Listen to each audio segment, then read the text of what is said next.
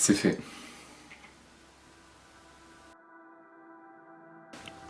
Ma quête des serpents des îles Salomon, elle a commencé quand j'étais petit. J'avais reçu à Noël ce livre de Chris Mathison, Tous les serpents du monde.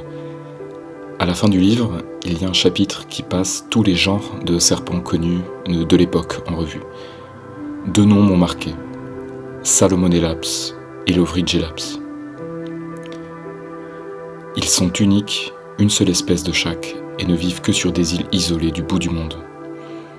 Aucune photo, quasiment aucune information, rien. Juste, ils existent, vivent là-bas, et sont uniques au monde. Toute ma vie, ces 2 noms sont restés dans un coin de ma tête, et la fascination qu'ils me procuraient s'est changée en obsession. À quoi ressemble-t-il ? À quoi ressemble la jungle dans ces îles perdues ? Comment vivent les gens là-bas ? À 30 ans, j'ai décidé de réaliser cette quête folle, partir 3 mois en Mélanésie, sans hôtel ni contact, à la recherche de ces serpents.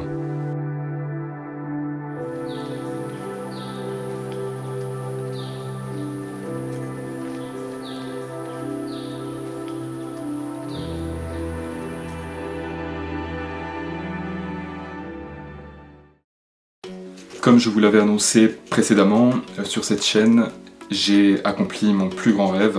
J'ai passé 3 mois en Mélanésie, entre les îles Bougainville, en Papouasie-Nouvelle-Guinée, et dans les îles Salomon. Alors oui, 3 mois et pas 4, comme je l'avais annoncé, puisque quelques petits soucis d'argent ont fait que j'ai dû bien écourter un petit peu le voyage. Mais enfin, j'ai trouvé des choses tellement extraordinaires, croyez-moi, vous n'allez pas être déçus. Avant d'entrer dans le vif du documentaire, quelques petites précisions. Toutes les familles et les gens que vous allez découvrir dans ce documentaire, eh bien, ce sont des locaux, des villageois que j'ai rencontrés par le plus grand des hasards, puisque eh bien, ma règle pour ce voyage, et ce sera d'ailleurs la règle pour toutes mes prochaines aventures, je n'avais pas de contact sur place et je n'ai dormi dans aucun hôtel, aucune chambre d'hôte, etc. Donc ce sont vraiment des villageois que j'ai rencontrés vraiment au plus profond des pays dans lesquels je suis allé. Et les rares moments dans cette vidéo où vous me verrez filmer à la 3e personne, eh bien ce sont les amis que je me suis fait sur place qui ont tenu à me filmer dans certains moments, on va dire, clés de ces aventures. Mais ces gens, eh bien il faut leur pardonner, ils n'avaient jamais tenu d'appareil photo numérique entre leurs mains, donc pour tout ce qui est mise au point, etc., évidemment ils ne maîtrisaient pas. Donc pour certains plans, eh bien écoutez, je suis désolé, on les pardonne, ce sera un petit peu flou, mais vous serez pas déçus quand même. Deuxièmement, rappelez-vous, dans la dernière vidéo, je vous avais annoncé que la première étape de cette aventure en Mélanésie, eh bien, serait un petit îlot désert appelé Lion Island ou Manunua par les locaux, qui est dans la baie de Boatles au large de Port Moresby, en Papouasie-Nouvelle-Guinée. Écoutez, j'y suis allé pour chercher donc le tricoréier papou, Laticoda guineae, sauf que, eh bien, spoiler, je ne l'ai pas trouvé. Et puis, ça nous amène à un autre détail qu'il faut que je vous dise, et là ça me fait vraiment mal au cœur. Il manque 10 jours de voyage sur mes cartes SD. Rappelez-vous, la première étape de mon voyage après donc le petit îlot là, c'était l'île de Buka, au nord de Bougainville. J'y suis allé, j'y ai vécu des choses extraordinaires, sauf que un accident dû à un cachet d'aspirine qui est sorti lui-même de sa plaquette de mon sac a acidifié les capteurs d'une carte SD que stupidement j'avais laissée sans protection à l'intérieur, qui était pleine, il y avait 30 Go de vidéos dessus, et de photos, et bien tout ça est parti en fumée, l'aspirine a détruit la carte SD, et écoutez, s'il y a un petit génie là dans mes abonnés qui sait comment récupérer ça, mais écoutez, là pour l'instant, je suis désolé pour vous, et j'en suis aussi vraiment triste, mais il manque 10 jours de voyage, donc le documentaire va commencer à Torokina, sur la côte ouest de Bougainville. Il manquera donc toute la partie à Buka. Tout ça sera dans le livre, évidemment. La quête curieuse, qui je l'espère sortira cet été, je vous tiendrai au courant. En attendant, désolé, voilà, pour ça, il y a une carte SD en moins, quoi. Donc sur cette île, là, l'île de Buka, j'ai été intégré dans la tribu des Roa, là, sur la côte est, dans la zone de Malasang, et je me suis fait des amis extraordinaires. On m'a accueilli avec un rituel où on m'a lavé les pieds pour faire partie de la famille, je devais appeler les gens maman, papa, papy, etc. J'ai visité une grotte dans laquelle aucun occidental n'était allé depuis la guerre, j'ai trouvé une mâchoire humaine. Enfin voilà, des trucs de fou que j'aurais vraiment aimé vous montrer en vidéo, malheureusement. Eh bien pour savoir tout ça, eh ben, faudra lire le livre, parce que y a plus de témoins vidéo, quoi. À cause de l'incident de la carte SD, le documentaire commence hélas uniquement ici, le 26 septembre. Voilà, voilà ma maison ici, ici à Bougainville. Voilà là où je dors, j'ai mon hamac là-dedans. Et puis j'ai une nouvelle maman, my new mommy. J'ai une nouvelle maman qui prend soin de moi et qui lave mes vêtements, c'est incroyable. Et ici c'est la noix de Bethel, hein, la tradition comme partout en Papouasie-Nouvelle-Guinée. Tout à l'heure je vais vous montrer ma salle de bain, my bathroom, the creek. Je vais vous montrer ma super salle de bain, c'est la plus belle salle de bain que vous verrez de votre vie.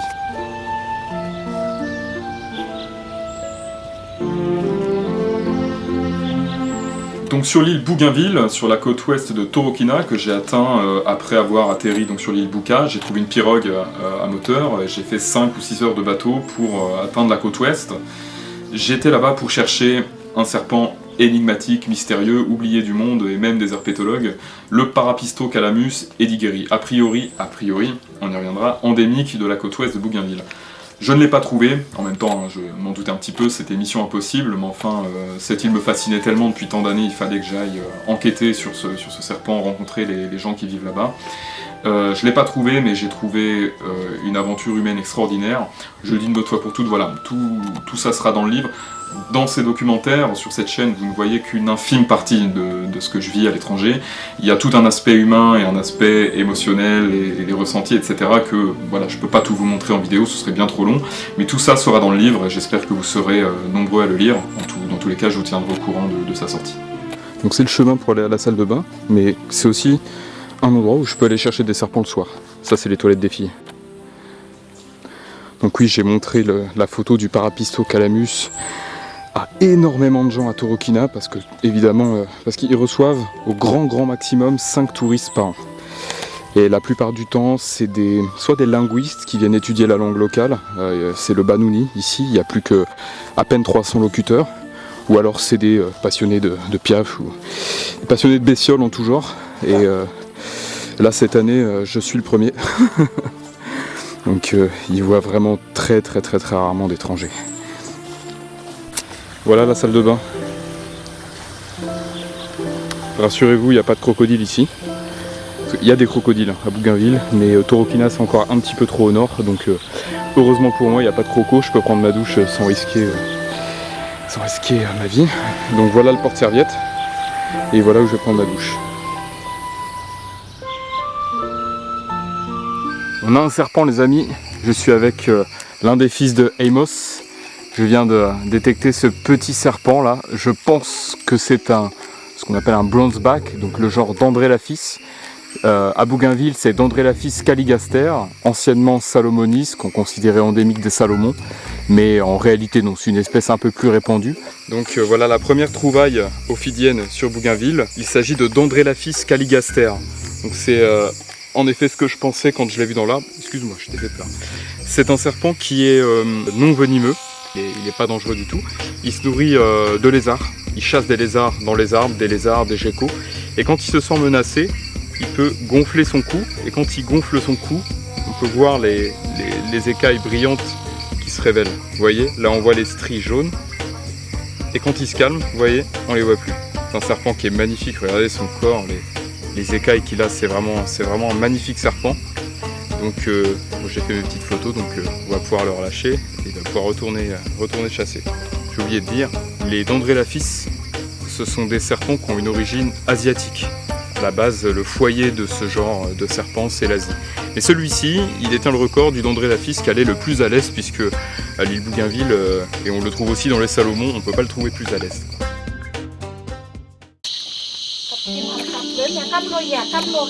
Voilà mon quotidien ici. Donc là on a Lily, la fille d'Amos, qui fait à manger. La plupart du temps des légumes locaux dont j'ai oublié le nom et parfois du poisson, très rarement du riz.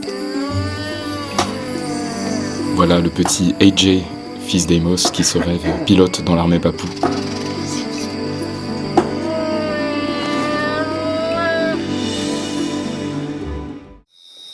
Voilà à quoi ressemble la recherche d'un tel serpent. La recherche du Parapistocalamus est quasi exclusivement nocturne. Je dois soulever toutes les souches, toutes les pierres, toutes les souches pourries, tous les endroits où pourrait se cacher mon serpent. Et bien sûr, garder les yeux uniquement rivés sur le sol parce que ce serpent n'est pas arboricole du tout. Alors celle-ci, j'aimerais pas qu'elle morde.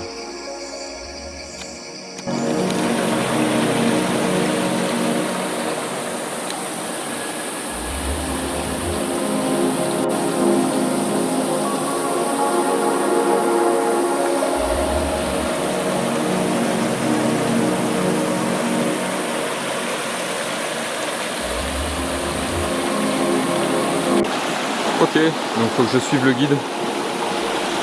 Prions pour les appareils photo.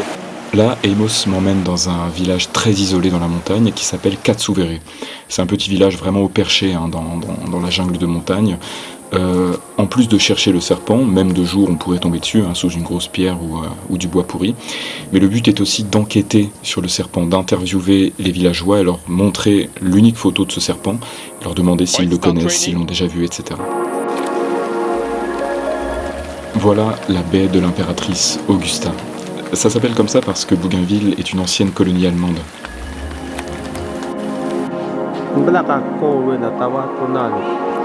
C'est ma procédure habituelle. Lorsque je cherche un serpent rare et méconnu, les villageois ont souvent de précieux indices. Là, je leur explique que je cherche un serpent qui a été découvert ici en 1934 et revu quelques fois dans les années 60 pour la dernière fois. Personne ne l'a revu depuis.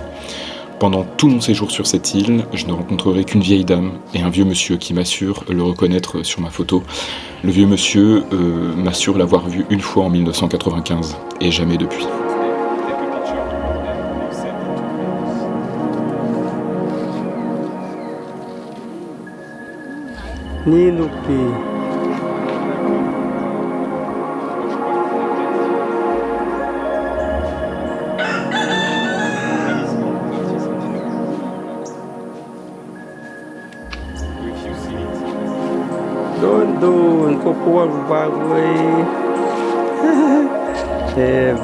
Lui, c'est mon petit Don Don, il a à peine 4 ans. Je suis le premier blanc qu'il voit, et il ne parle que Banouni, une langue parlée par très peu de locuteurs sur l'ouest de l'île de Bougainville, ce qui ne l'a pas empêché de m'accueillir avec un gros câlin et d'embrasser mon chapelet.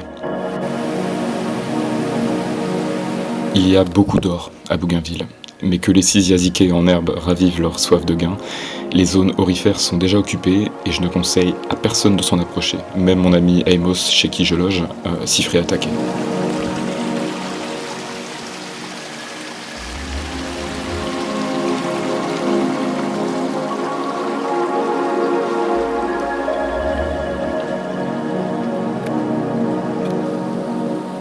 La Papouasie-Nouvelle-Guinée, c'est souvent, très souvent, traversé au-dessus d'une rivière en marchant sur un tronc très glissant.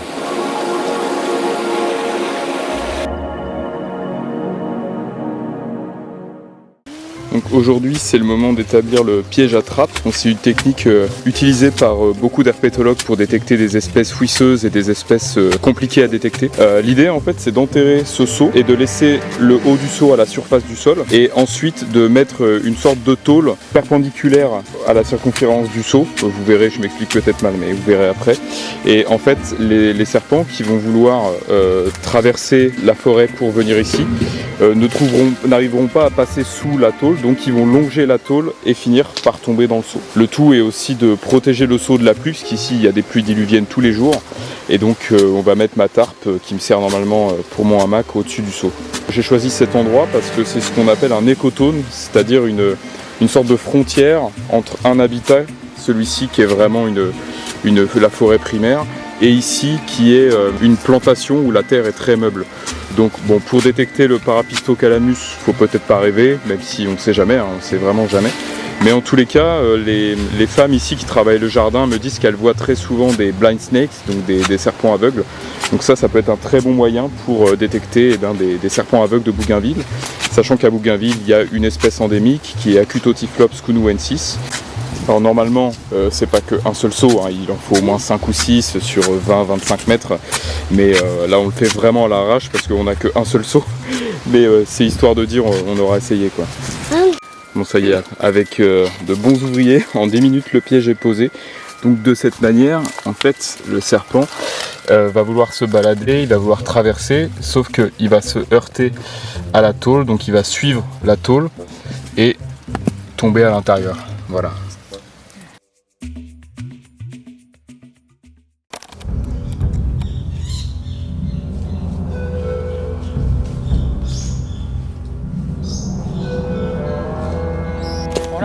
Yeah. Okay. Thank you. Yes. Donc là, on est en altitude, on voit que la végétation change, il y a beaucoup de fougères. Je crois pas avoir vu de conifères par contre, mais on sent qu'on est vraiment pas dans le même habitat. Là, je suis en train de suivre Leslie, et il y a mon guide qui est derrière, et puis plein de gens qui sont joints à nous parce qu'ils ont rien d'autre à faire. Et on va visiter apparemment une espèce de grotte, mais bon, qui est haut perché dans les montagnes.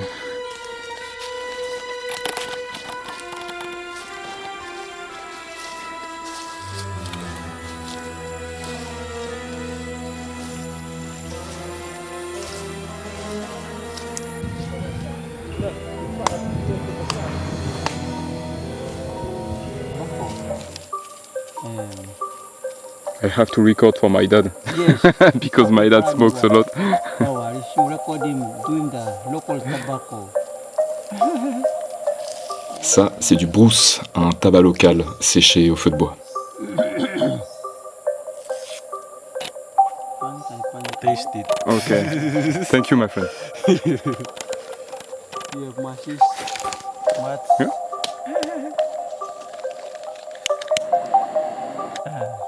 And now,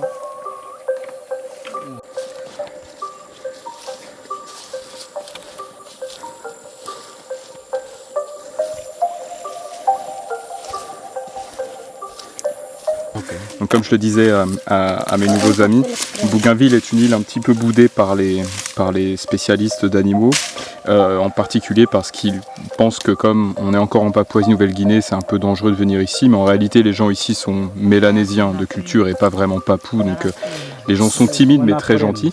Et en fait à Bougainville, énormément d'espèces attendent d'être décrites. C'est peut-être le cas de ce phasme que je viens juste de trouver, donc on va faire quelques images.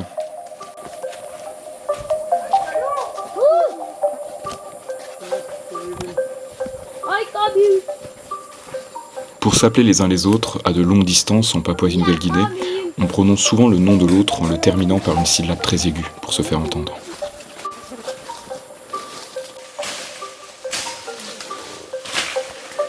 Le chemin n'existe pas encore.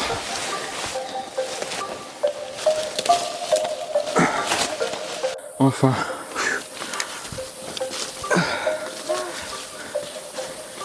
Wow. Je sais pas si vous imaginez ce que ça fait, mais je suis le premier occidental à venir dans cette grotte depuis la Seconde Guerre mondiale. Donc pendant la Seconde Guerre mondiale, les Japonais et les Américains se cachaient dans cette grotte. Et j'ai pas tout compris, mais je crois qu'ils se sont un peu crêpés de chignon à l'intérieur, on va dire. Waouh.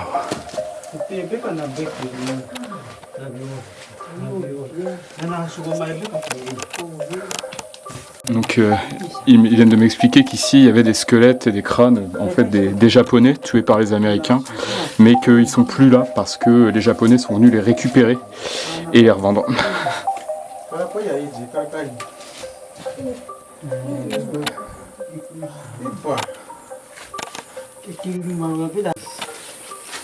Une mandibule de porc qui était accrochée là-haut. yeah, they usually come and camp here and Okay. hunt for wild pig.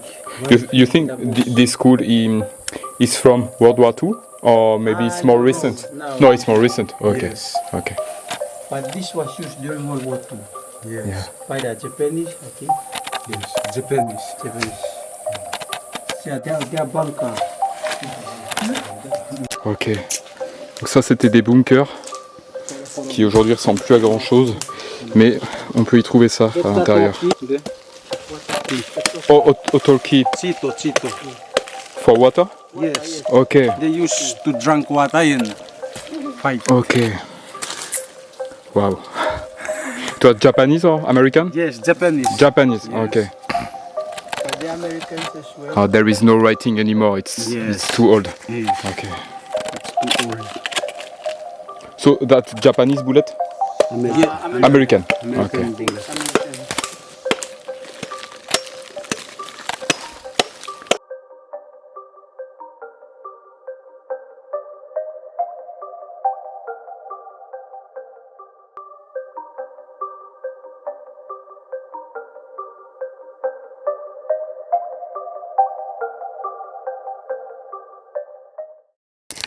Le piège a fonctionné, on a eu un gecko. Il ne donnera qu'un malheureux lézard.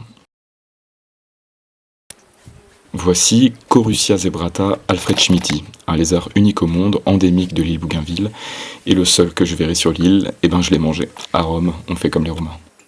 Un matin, on m'a amené un serpent tué à la machette, c'était un boa de Bougainville, un très joli mâle blanc et crème. Ça me fait de la peine, mais je ne peux jamais blâmer les gens qui tuent les serpents à l'étranger, puisque, comme la plupart des gens sur Terre, ils en ont peur. Il n'y a pas d'hôpital, donc voilà. Quand on vit à côté, au milieu de certains serpents qui pourraient être dangereux, je conçois que on en ait très peur. Voilà, je n'ai pas à les juger, et ça fait quand même un petit peu de peine.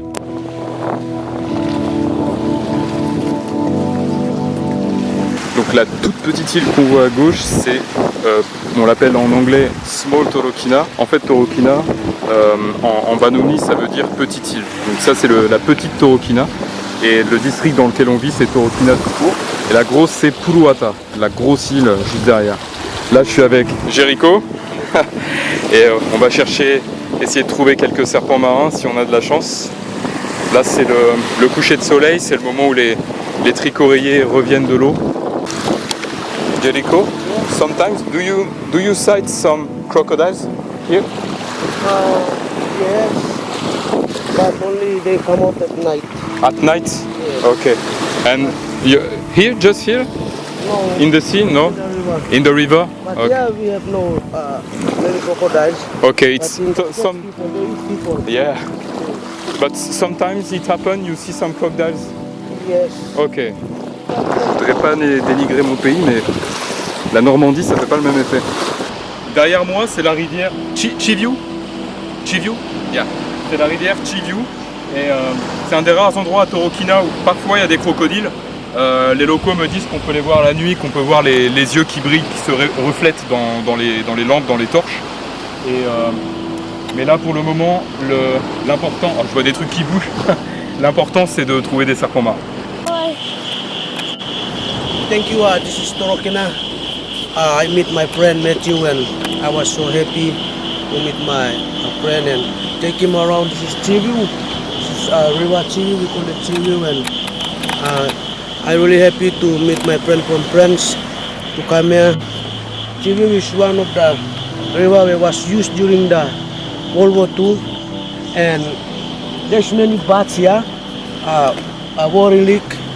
That's it. Thank you very much. Thank you, my friend Matthew. Thank you, thank you. Les pirogues traditionnelles avec l'espèce de flotteur sur le côté, je crois que c'est comme ça que ça s'appelle.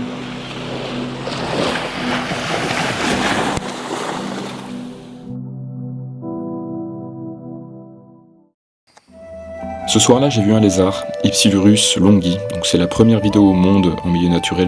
Voilà, bon, moi je m'en fous un peu, c'est pas un serpent, mais je le note quand même pour faire plaisir aux passionnés de lézards.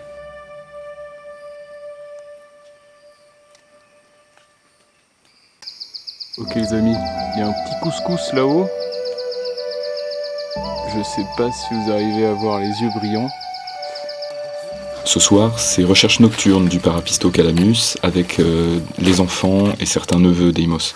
Hormis une grosse scolopendre géante et une grenouille endémique de Bougainville et des Salomons, Cornufera guenteri, qu'on appelle la grenouille feuille des Salomons, il n'y aura pas de serpent ce soir-là.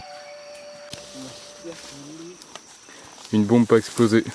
Ah si, on a trouvé une petite bombe pas explosée qui date de la guerre, mais quand le gamin a commencé à la frapper, je me suis sauvé. Évidemment, j'ai pas envie de perdre un œil.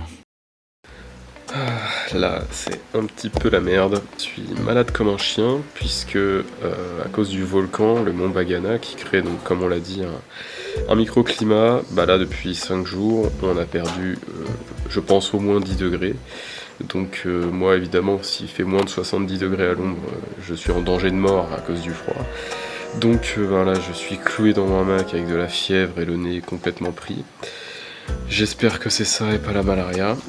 Parallèlement à ça, il y a également ces saloperies de crapauds buffles qui ont été importées donc après la Seconde Guerre mondiale, qui pullulent, il y en a des milliers partout. Il y en a des centaines d'écrasés tous les jours, qui pourrissent au soleil et qui attirent eux aussi énormément de mouches.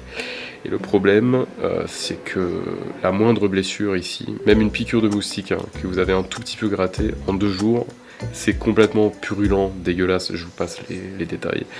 Tout est systématiquement infecté, la moindre blessure est infectée. Donc moi là j'ai pas compté, mais je vais pas vous montrer l'état de mes jambes parce que la vidéo est au public, mais c'est assez gore. Et ce qui m'inquiète énormément, c'est que à Buka, sur l'île Buka, il y a 2 semaines, je me suis bien écorché le talon sur un rocher très tranchant en cherchant des serpents marrons dans l'eau de mer. Et je crois que c'est infecté parce que là je peux à peine marcher maintenant. Là il y a un petit coup de mou là, je vous cache pas, parce que là il n'y a pas de réseau, ni internet, ni téléphone, il n'y a strictement rien. Dans ce genre de situation, vous êtes absolument seul avec vous-même. Ouais, c'est un peu compliqué, ouais. Mais bon, ça fait partie du jeu. Donc quand on est dans une période de poisse, on va dire de demi-poisse, on trouve pas de serpents vivants, mais les locaux nous ramènent des serpents morts. Là je suis très content, même s'il a malheureusement pas survécu, parce qu'on m'a ramené un serpent aveugle, un scolécophidien. Vu la tête qu'il a, très pointue, c'est probablement le genre Acutotyphlops, et sa couleur rosée, je dirais Acutotyphlops solomonis, donc qui est endémique des îles Salomon. Mais pour ça, il va falloir l'examiner de plus près. Alors vu qu'il est mort, ça va être beaucoup plus simple. Il va falloir compter toutes ses écailles. Pour ça, j'ai un truc vraiment tout bête, des lunettes d'horloger. Alors moi, j'emmène que une des 2 lunettes. Là, il y a une lumière qui s'allume, et grâce à ça, je peux le voir de très près, et je vais pouvoir compter les écailles, et ainsi déterminer précisément l'espèce. Bon écoutez, malgré toutes les galères, les infections et compagnie, il y a quand même des bonnes nouvelles parce que je viens tout juste de terminer ce qu'on appelle la lépidose, donc c'est-à-dire de compter les écailles pour identifier les espèces compliquées comme ça. Si je me suis pas trompé, et je m'y suis repris à 6 ou 7 fois, il possède 7 écailles infralabiales, c'est-à-dire les écailles sur le bord de la mandibule, la mâchoire inférieure. Il possède plus de 30 rangs dorsaux, c'est-à-dire de rangées d'écailles le long du dos. La difficulté, c'est de distinguer les écailles ventrales pour démarrer le comptage des rangs dorsaux. On va pas trop rentrer dans les détails, mais enfin, si j'ai raison, si ma lépidose est bonne, il s'agit de Acutotyphlops cunuensis, et je tiens peut-être là le 2e spécimen au monde connu, parce que le premier a été décrit quand j'avais 1 an. Donc si j'ai raison, c'est une sacrée découverte. Dommage qu'il soit mort. En même temps, s'il avait été vivant, ça aurait été impossible de compter les écailles parce qu'ils font que de bouger. Et même mort, c'est déjà compliqué. Mais enfin, il va peut-être finir dans un muséum celui-là. Donc ça, c'est une sacrée découverte. Si j'ai raison. Mais peut-être que je me suis trompé. Bon, après vérification, en rentrant en France, il y a en fait un peu plus d'une dizaine de spécimens conservés dans les musées, mais je suis tout de même le premier à le photographier, donc ça fait quand même plaisir.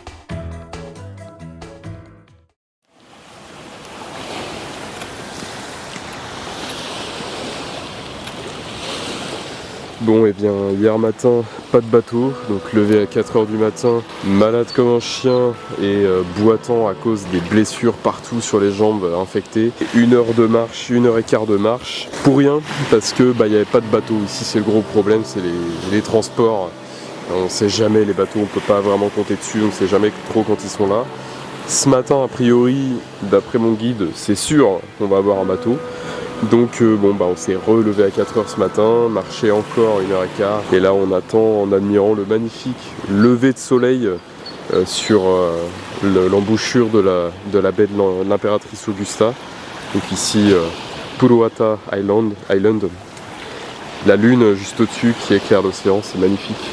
Alors sur cette rive là, il n'y a que sur la rive qu'on voit ça à Bougainville, il y a des conifères. Je ne sais pas du tout quelle espèce c'est, mais c'est surréaliste. On se croirait dans les décors sur la terre des dinosaures, pour les anciens qui ont connu le fameux documentaire de la BBC. Okay, guys. See you later.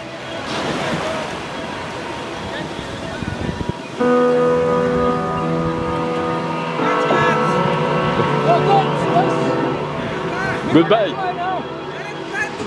Yes. C'est l'heure de dire au revoir à Bougainville, l'île mystérieuse.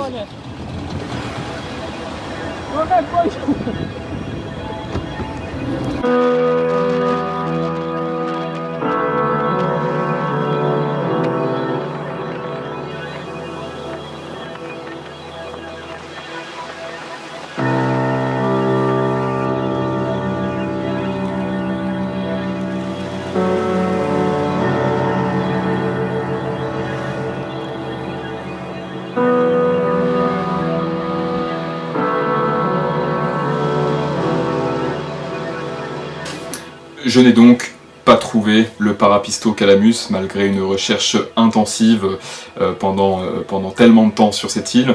Je suis un petit peu triste de ne pas l'avoir trouvé, mais si vous voulez, je savais bien que c'était mission impossible, hein. C'est comme quand je suis allé chercher le serpent minuscule de l'île de la Barbade dans les Caraïbes, le Tetrachellostoma carlae. Je me doutais bien que à moi tout seul, ça serait relèverait du miracle de le retrouver, mais je suis quand même content d'avoir essayé, et surtout d'être allé sur cette île si mystérieuse, Bougainville, quoi. Je veux dire, c'est le bout du monde, personne ne va jamais là-bas, surtout sur la côte ouest.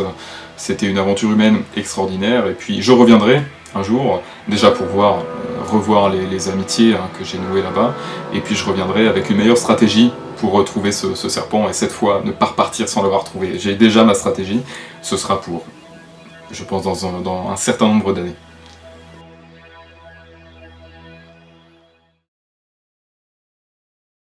Je suis de retour dans la tribu des Roa sur l'île Buka. Sur cette île, je cherchais le Salomonella pspar, qui vit dans toutes les îles Salomon, mais pas sur Bougainville, mais il y a une petite population sur l'île Buka. Voilà, c'est cette population que je voulais trouver. Je ne l'ai pas trouvé non plus, les locaux ne le connaissaient pas, même à l'hôpital, j'ai enquêté, ils n'ont jamais eu de cas de morsure ni quoi que ce soit. Peut-être qu'il a disparu de l'île depuis, ou peut-être que j'aurais dû aller bien plus loin encore dans les terres. Voilà. En tout cas, j'ai retrouvé ma famille et c'était assez émouvant.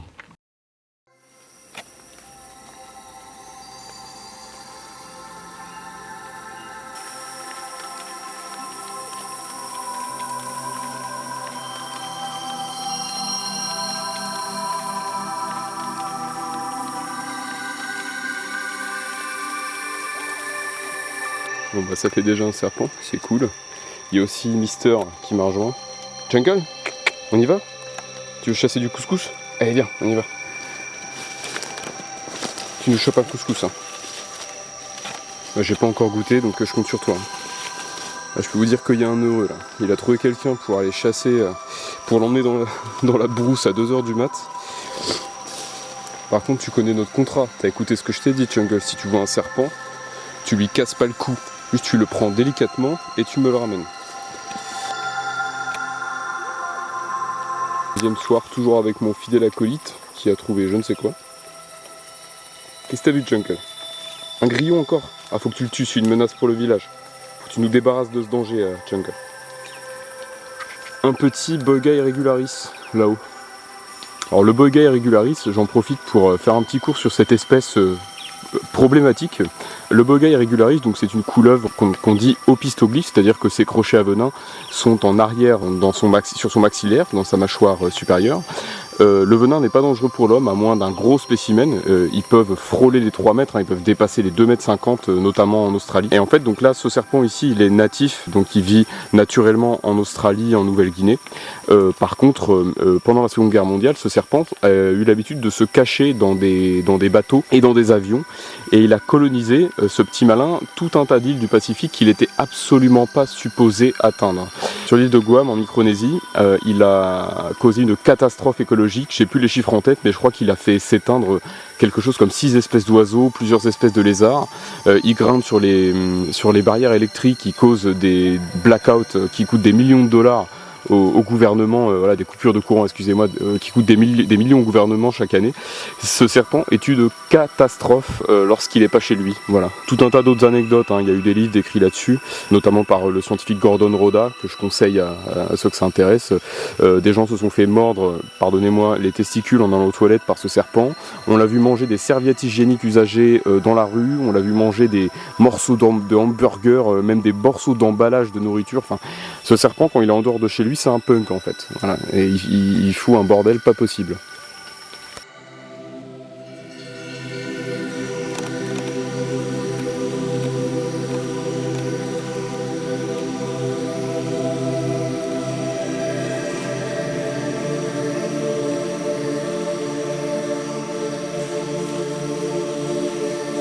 Mon avion pour les îles Salomon était le 15 octobre, donc j'avais encore quelques jours parmi les roas. Je suis allé chercher des serpents tous les jours, mais bon, hormis des boas et des couleuvres, je n'ai pas encore trouvé mon Salmonella.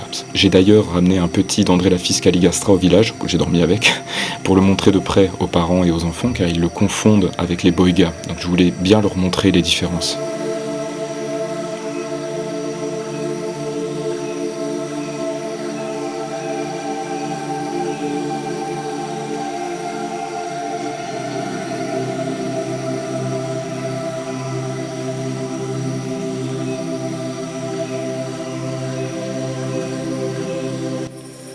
Et 10 mètres plus loin, encore un autre serpent. Et cette fois-ci, c'est un bronzeback, c'est d'Andrelaphis caligastra. Depuis le début, je dis caligaster, mais j'ai vérifié, en fait, ça doit être une faute d'orthographe qui a été corrigée, donc c'est bien d'Andrelaphis caligastra. Voilà. Alors d'Andrelaphis, si je me trompe pas, ça veut dire serpent qui vit dans les arbres, en gros.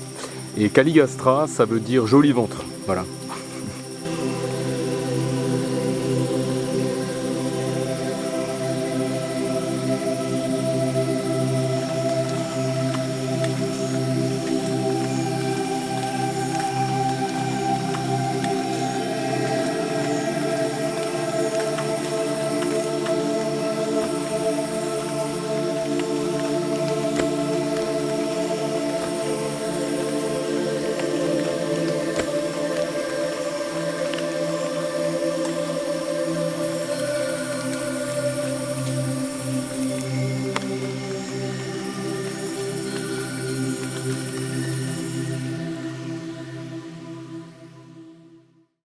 Je viens de me faire réveiller à 6h30, mais j'avais donné mon accord parce que il y a une sorte d'événement super bizarre. C'est vraiment, il y a vraiment ici qu'on voit ce genre de truc.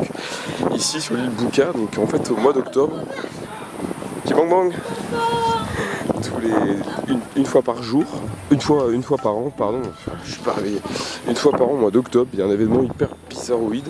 Il y a des espèces de bestioles fluorescentes qui sortent de l'océan pour venir sur la plage, et en fait les gens de Malasan ici les attrapent, les chassent pour les manger.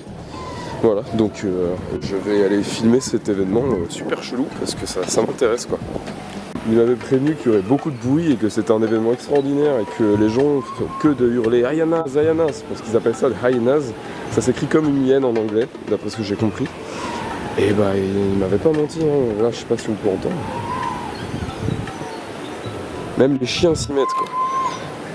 Voilà le genre de paysage que le Doliprane a supprimé de la carte SD, tout ce que j'avais filmé, parce que moi je suis déjà venu ici, là je connais bien les lieux. C'est blindé de monde, tout le monde hurle de joie. C'est assez surréaliste.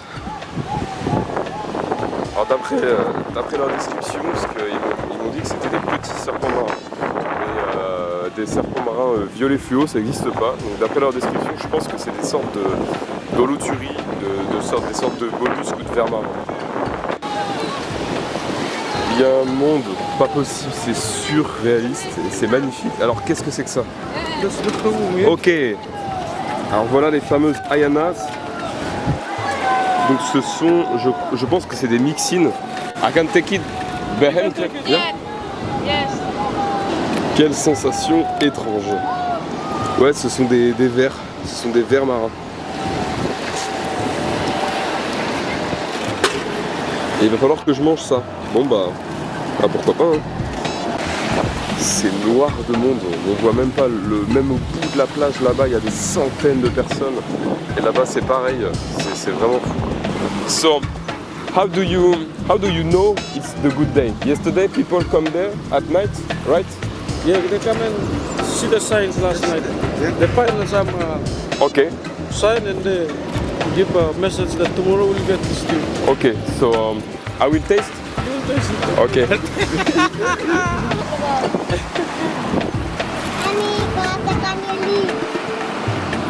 We found the champion. Yeah. Champions. Ah là on a trouvé les champions là.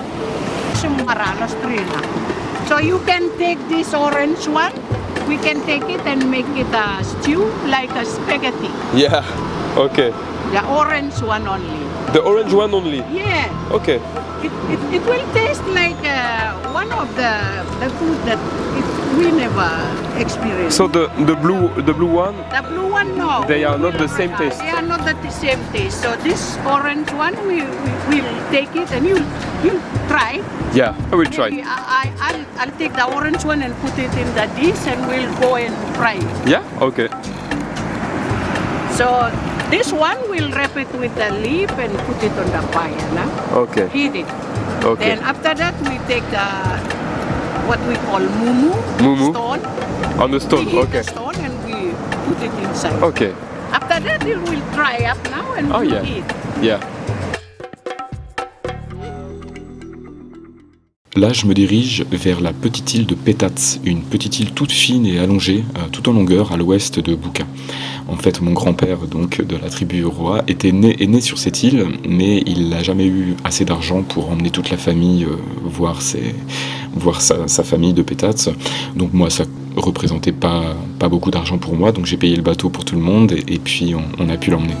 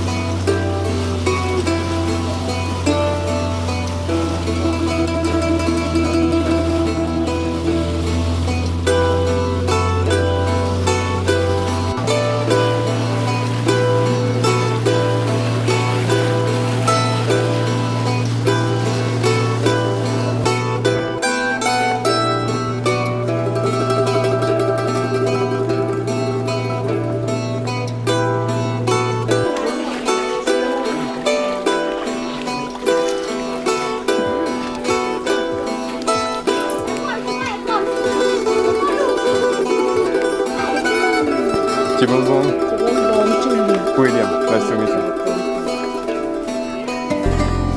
Donc ici on est sur l'île de Petats, qui est sur la côte ouest de Buka. On m'a dit qu'ici il y avait une sorte de grotte où il y avait énormément de serpents marins, de trichoréiers. En Mélanésie c'est toujours un petit peu compliqué, les grottes sont très souvent des lieux tabous. Donc là il a fallu demander la permission au chef du village. Et là on est en train de les attendre puisqu'ils sont en train de, en quelque sorte, demander la permission aux ancêtres de me laisser entrer dans la grotte pour chercher des serpents marins.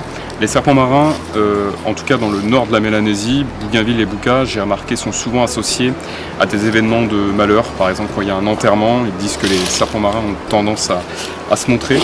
Et donc j'ai intérêt à faire un peu attention à ne pas m'écorcher sur un rocher ou me faire piquer par une guêpe ou ce genre de truc, parce que le moindre événement de ce genre va être interprété comme un mauvais signe et on va dire que les serpents n'ont pas envie de me voir et donc il faudra rebrousser chemin. Donc la Mélanésie c'est le genre de région où on ne peut pas juste aller chercher des serpents comme on veut partout, il faut faire respectueusement avec les coutumes et les croyances locales.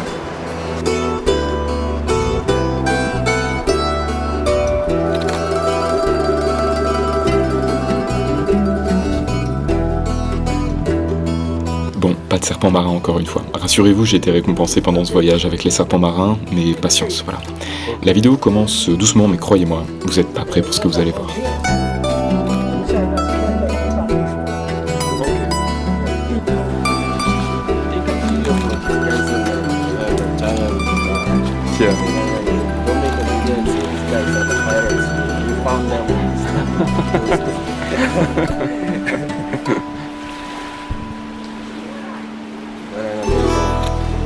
What will we call it? Angkor. Encore, yeah.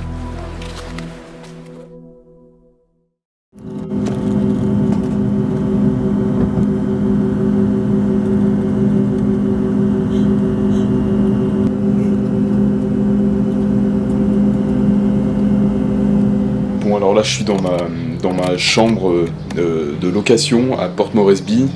J'ai demandé à ce qu'on m'emmène dans la moins chère de toute la ville. Donc si vous voulez, là au moment où je vous parle, j'ai l'angoisse que le sol s'effondre sous mes pieds. Les rues autour, je me suis pas amusé à filmer parce que ça tirait des problèmes. Mais c'est exactement comme vous l'imaginez là, c'est-à-dire que c'est absolument horrible, des déchets absolument partout, des gens avec... qui mènent une vie, on va dire, très compliquée, et je pense que vaut mieux vraiment pas que je sorte ce soir, toute façon c'était pas mon intention. Pour vous donner un ordre d'idée, la réceptionniste là, elle est derrière une toute petite fenêtre entourée de béton armé. Vous voyez, on peut pas l'atteindre avec le bras, c'est tellement l'épaisseur du mur, enfin c'est hallucinant quoi. Mais je suis en train d'attendre un certain Owen Paiva qui est, alors je sais pas trop si c'est un scientifique, il me semble que oui, en tout cas c'est un grand ami du pape de l'herpétologie, professeur Marcosci, et il va venir récupérer cette horreur là, oh là l'odeur, cette horreur que j'ai avec moi qui est le Acutotyphlops cunuensis trouvé à Torokina. Et parce qu'il va finir dans un muséum, ce petit serpent qui pue, et que je pense que dans l'avion tout le monde pensait que je transportais une tête décapitée ou un cadavre, tellement l'odeur est épouvantable, ça fait plus d'une semaine que je me trimballe ça, c'est un enfer. Enfin bon, il va venir récupérer ça. Owen Paiva, vous l'avez peut-être vu à la télé, il est passé dans un reportage. Et voici Owen, Jasper et Benjamin. Bonjour Jasper. De l'émission Médecine d'ailleurs sur les morsures de taipan en Papouasie-Nouvelle-Guinée. Voilà. Donc ça c'est la douche. Et les toilettes. Alors ça peut paraître un peu repoussant à quelqu'un qui a jamais voyagé dans ce genre d'endroit, mais croyez-moi que j'ai connu bien pire, et que avoir une douche qui vient de l'eau courante qui tombe sur votre tête, et des vraies toilettes avec une chasse d'eau, rien que ça pour moi c'est du luxe. Donc ne jamais se plaindre et remercier d'avoir un toit au-dessus de notre tête. Bon les amis, je suis actuellement dans un taxi à Port Moresby, capitale de la Papouasie-Nouvelle-Guinée. C'est la fin de la première partie de cette aventure de la province de Bougainville et Buka. Évidemment, je n'ai pas trouvé le Parapistocalamus, c'était évident que je ne le trouverais pas, mais il fallait absolument essayer, rencontrer les gens qui vivent ici et aller dans ces jungles tellement inexplorées. C'est extraordinaire, c'est l'occasion de vous dire au revoir pour cette aventure-là. Demain matin, je prends mon avion pour Guadalcanal, Honiara, pour les îles Salomon, pour la prochaine aventure qui va durer 2 mois. Je suis extrêmement fatigué, donc je vous dis à très vite pour la prochaine aventure. C'est donc la fin de l'aventure Buka à Bougainville. J'étais venu chercher 2 serpents que je n'ai malheureusement pas trouvés, même si l'un des 2 vit également dans les îles Salomon, donc voilà, patience. Peut-être que je l'ai trouvé, d'ailleurs, dans les semaines qui ont suivi, mais je peux pas vous en dire plus pour l'instant. Donc voilà, j'ai peut-être pas trouvé le serpent que j'étais parti chercher, mais j'ai trouvé des amitiés, j'ai vécu une aventure humaine extraordinaire, et ça vaut tout l'or du monde. Voilà, tout ça évidemment sera dans le livre, voilà, on revient plus là-dessus. Après un détour par Port Moresby, donc la capitale de Papouasie-Nouvelle-Guinée, je suis passé par l'Australie, et enfin, après tant d'années d'espérance, dans les îles Salomon, sur l'île de Guadalcanal, j'ai atterri, c'était totalement fou en termes d'émotion.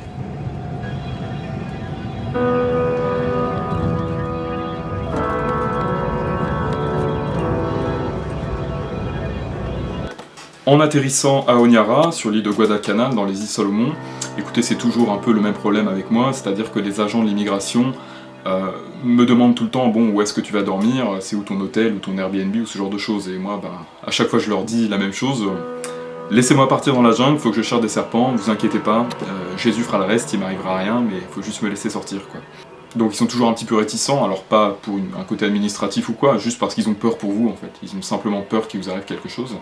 Je ne savais pas où dormir, et tout ce que je savais, c'est qu'il fallait que j'aille dans le district d'Aola, qui est à l'est d'Honiara, environ 70-80 km, et c'est un district dans lequel il y a plusieurs villages, et quand j'étais sur l'île Buka, donc à 700 km au nord de Guadalcanal, j'avais donc un ami dans la tribu des Roa, en Papouasie-Nouvelle-Guinée, qui m'a dit, écoute, si tu sais pas où dormir en arrivant à Guadalcanal, moi j'ai été catéchiste là-bas il y a 10 ans dans un village avec la famille Lassa. Donc écoute, si tu trouves cette famille, tu leur dis que toi et moi on est amis et tu vas trouver où dormir. Sauf que bon problème, quand j'ai atterri, eh bien il n'y avait plus de bateau ni de camion pour aller dans ce village. Donc je me suis apprêté à dormir sur un banc quoi. Bonjour à tous, donc me voilà enfin à Honiara, dans les îles Salomon. Quelque chose d'extraordinaire comme d'habitude vient de se passer, c'est-à-dire que j'atterris dans le pays, j'ai nulle part où dormir, nulle part où aller, et puis de gentilles, de formidables personnes. Voici Celestil, yes. I pronounce right? Yes. Celestil and Aaron. Donc Celestil et Aaron, on dit non mais tu vas dormir chez nous ce soir. Voilà, des fois j'ai envie de dire adieu, c'est trop facile, tu m'aides trop là, laisse-moi galérer un petit peu. Alors, c'est extraordinaire, voilà. À bientôt pour les prochaines recherches. You want me to get off my shoes or? No, It's okay? Okay. Wow. Hello. Hello. This is my auntie born from my brother, small brother behind. Ça, c'est la jambe d'Hélène, la nièce de Célestine. Lorsqu'elle était toute petite, elle a échappé à la vigilance des adultes. Elle est partie jouer près d'une rivière à Guadalcanal. Un immense crocodile marin l'a attaquée. Par miracle, l'un de ses oncles, qui courait après un cochon qui s'était échappé de son enclos, non loin de là, a entendu les cris. Il a sauvé Hélène in extremis. Aujourd'hui, Hélène vit avec des broches dans la jambe. Grâce à Dieu, elle a survécu. Quand j'ai atterri à Guadalcanal, j'ai expliqué aux agents de l'immigration, vous inquiétez pas, je vais dormir dans la rue, il fait chaud chez vous, c'est pas un problème, je suis accoutumé à ce genre de situation.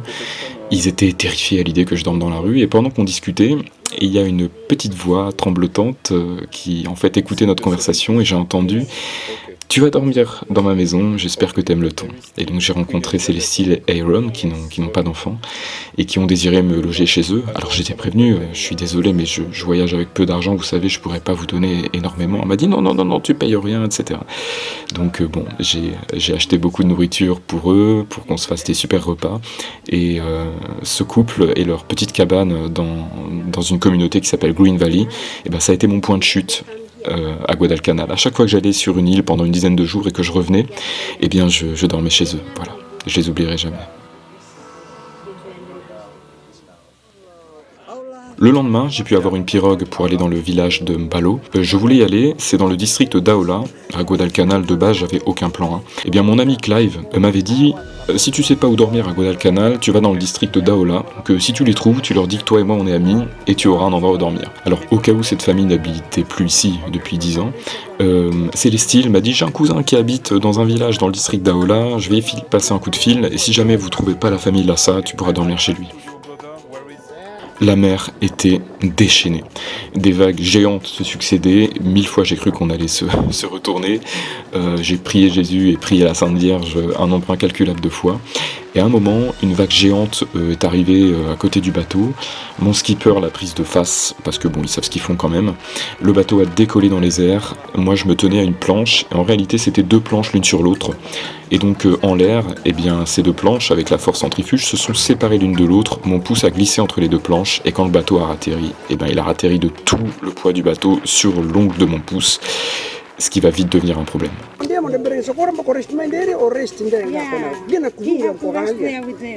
We can ask and if they don't have a roof for me, maybe I can. Yeah. I have my hammock, so if you don't have a room, I can put my hammock between 2 trees. Yeah, I don't want to. Okay. Okay, bye, leukemia. Yeah. I try to learn pidgin, but it's difficult. It's hard. No, it's not difficult. Very simple. Yeah, it's half English and half local words. Yes. Yeah. What's your name? William. Andrew. Okay, nice to meet you. My French name is Guillaume, but sometimes it's difficult to pronounce, so William is the equivalent in English. Yeah. You from France? France? Yeah, long way from home. Yes, long way. Been a first time here? Or? It's my first time in Melanesia. Yeah. Very rough? The boat? Yeah. Wow. Because of the wind, really big waves, and I was praying Jesus and. That's we trust, yeah? I don't know if Celestine told you, but I'm here for the snakes. I'm a snake catcher. Okay. Yeah. It's my mission here in the Solomon Islands is to document by cameras, by videos and pictures the black, orange and white. Let me show you a picture. Do you know this one? Yeah. You know it? Yes.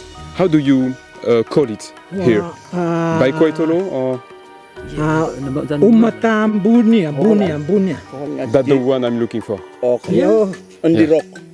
Under rocks. Rock at the bush. Okay. They live in rock, the cold areas So surrounding it's the too rock. very hard to see. Hard to see. Hard to see. Ok. No Matabuni and then. Donc là, je suis toujours dans le district de Aola, à l'est de Guadalcanal. Ici, on est sur une sorte de piste de logging, une sorte de piste d'entreprise de déforestation, il faut bien le dire. Les locaux aujourd'hui, Thomas et son fils m'ont emmené 2 jours dans la jungle, c'est absolument merveilleux, c'est encore plus beau que dans mes rêves. Ils m'ont trouvé le coin absolument parfait pour trouver le Lovridge Elaps et la Poides, qui est ma cible principale. Ici les locaux l'appellent Umata Bunia. Umata veut dire serpent et Bunia c'est le nom de ce serpent. Il est associé à beaucoup de croyances locales, mais ça on en parlera un peu plus tard. Let's go pour trouver le serpent. Première trouvaille de la soirée, un boa des îles Salomon. Donc celui-ci c'est pas exactement la même espèce, la même sous-espèce que celui que j'ai trouvé à Bougainville et Bouka. Sur Bougainville et Bouka c'est Candoya paulsoni vinduni. Ici c'est la sous-espèce nominale, c'est Candoya paulsoni. Ça c'est une grosse femelle. Je sais que c'est une femelle parce qu'elle n'a pas d'ergot sur les côtés du cloaque.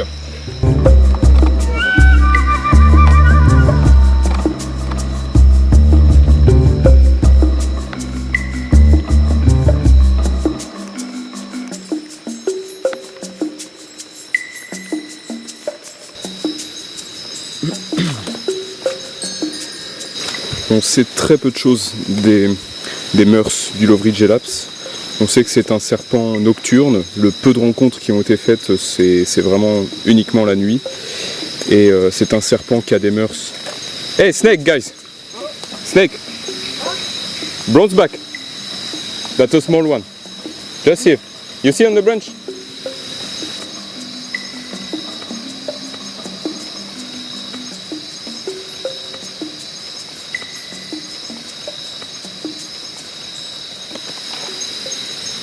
C'est la première fois qu'il tient un serpent, il est courageux. Oui, donc je disais, le Lovridge Elaps, on ne connaît pas grand chose de ses mœurs, si ce n'est qu'il est semi-fouisseur, c'est-à-dire qu'il vit vraiment sur le sol, sur la litière forestière, et qu'il évolue entre les feuilles, les racines et les branches tombées au sol. La journée, il se cache très probablement dans des trous ou sous des très grosses souches, et c'est un serpent qui est en densité extrêmement faible, pas comme par exemple le bronzeback qu'on vient juste de trouver, ça on en trouve très facilement, mais le Lovridge Elaps, lui, c'est vraiment la rareté absolue. Mais n'empêche que cet endroit où on est, c'est l'endroit rêvé pour le chercher, puisque bon, on est dans le bon pays, on est dans les îles Salomon. Je réalise toujours pas que ce rêve devient réalité, mais c'est le cas, on est dans les îles Salomon. Et cet endroit est l'endroit rêvé, puisque on sait, de par notamment Michael McCoy, le spécialiste des serpents des îles Salomon, que le Lovridge Elaps, tout comme le Salomon Elaps, aime vivre près de ce genre d'habitat, vous voyez, avec des rivières qui courent dans la jungle et qui sortent la nuit. Donc là, on ne peut pas rêver mieux comme habitat, il suffit juste de le trouver. Donc je vais revenir ici tous les jours, tous les soirs, pour trouver le Lovridge Elaps, et tous les matins pour trouver le Salomon Elaps, puisque le Salomon Elaps, lui, c'est un serpent diurne, il sort le jour. Voilà. 18 octobre, je suis de nouveau avec Thomas, et cette fois-ci avec Denton, qui est un gars qui est né sur Malaita. Voilà, il vient de choper 2 poissons, dont une espèce d'anguille. You killed it with the bush knife? Yeah. That the scars, yeah. Yeah. Wow. Voilà, vous avez mal là. Là vous avez mal, et dites-vous, vous avez mal, c'est pas votre bras, c'est le mien.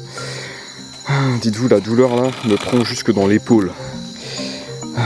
C'est pas une morsure de serpent, c'est pas une infection à cause des mouches, c'est juste qu'en prenant le bateau, quand on a failli se retourner sur une énorme vague, je me suis pris un espèce d'énorme coup de planche, je sais même pas comment ça s'est passé sur entre l'ongle, vous savez, et le reste du pouce, bref, là où ça fait bien mal.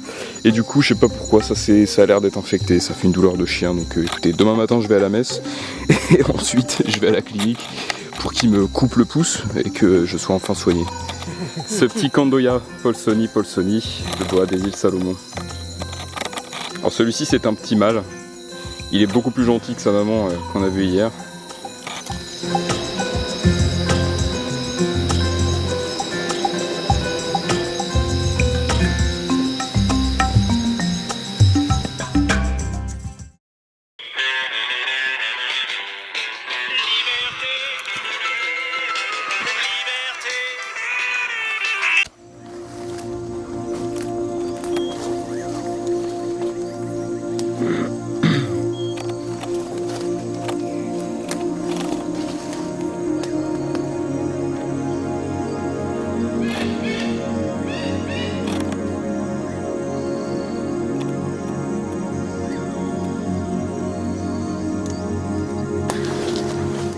Bon, ça a l'air de guérir.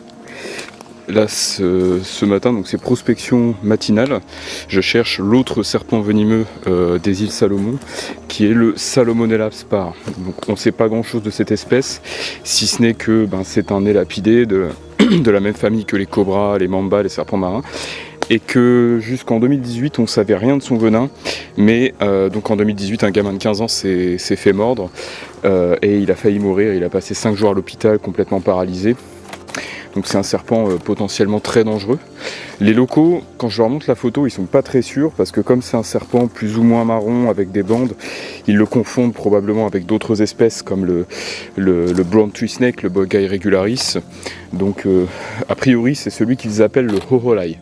Mais avec les noms locaux, on n'est jamais sûr, peut-être que sous un même nom local, en réalité sont nommées plusieurs espèces différentes. Alors, le Salomonella spar, c'est un serpent diurne, donc à ce temps-là, normalement, il est en train de ramper sur le sol pour chasser. Il n'est pas en train de se cacher, mais par contre, le serpent que les locaux appellent Bounia, donc le Lovridgelaps elapoides, le Saint Graal, ma priorité ici, lui, vu qu'il chasse la nuit, la journée, c'est quasi sûr et certain qu'il se cache sous des grosses souches comme ça, pourries sur le sol, donc il faut toutes les soulever, toutes les retourner. Je sais pas vous, mais moi quand j'imagine le paradis, je l'imagine exactement comme ça.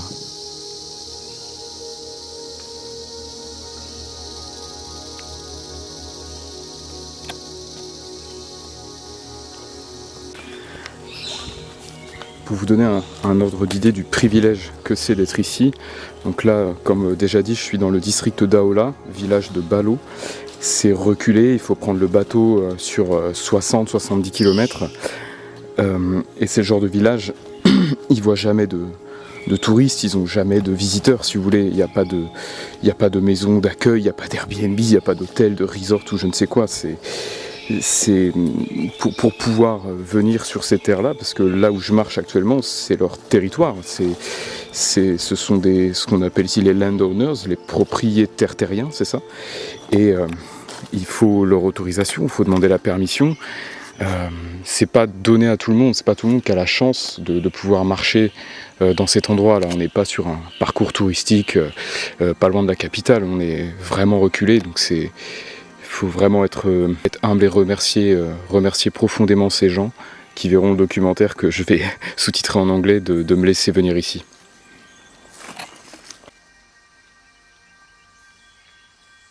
Profitant du village encore endormi, je file silencieusement vers l'orée de la forêt. J'ai tellement besoin de m'y retrouver seul, d'y parler tout seul, à moi, mes amis imaginaires, d'y laisser jaillir ma folie, purger mes angoisses, pour enfin laisser place au calme primordial, où je prends, parfois, l'espace d'un instant, le recul nécessaire pour vivre cette théophanie qui repaît les sens. L'impression de voir l'ensemble du tableau, dans toutes ses dimensions pendant une demi-seconde. Oui, décidément, j'ai besoin d'y être, parfois seul, d'y entrer sans être vu. Mais ce serait bien mal connaître les Mélanésiens. Quoi que je fasse, où que j'aille dans cette région du monde, une paire d'yeux me repère et un grand sourire m'annonce en général « Hey Willy, tu pars à la chasse aux serpents? Je viens avec toi. »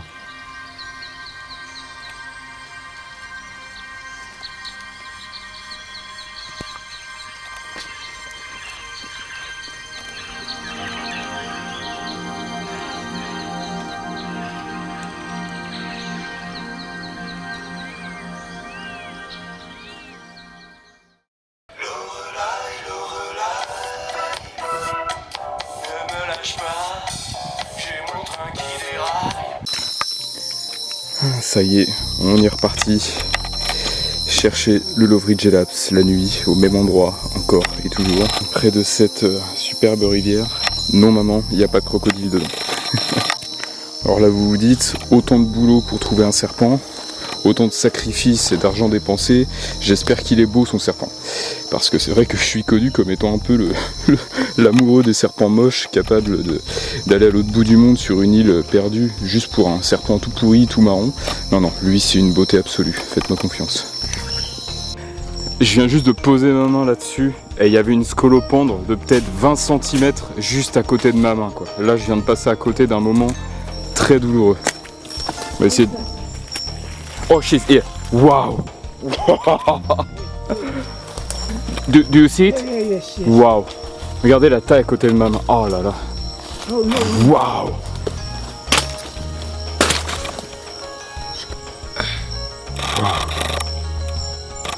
That's the biggest centipede I ever seen. Look at she try to bite. Wow. Le cauchemar de la jungle des Salomon. Oh.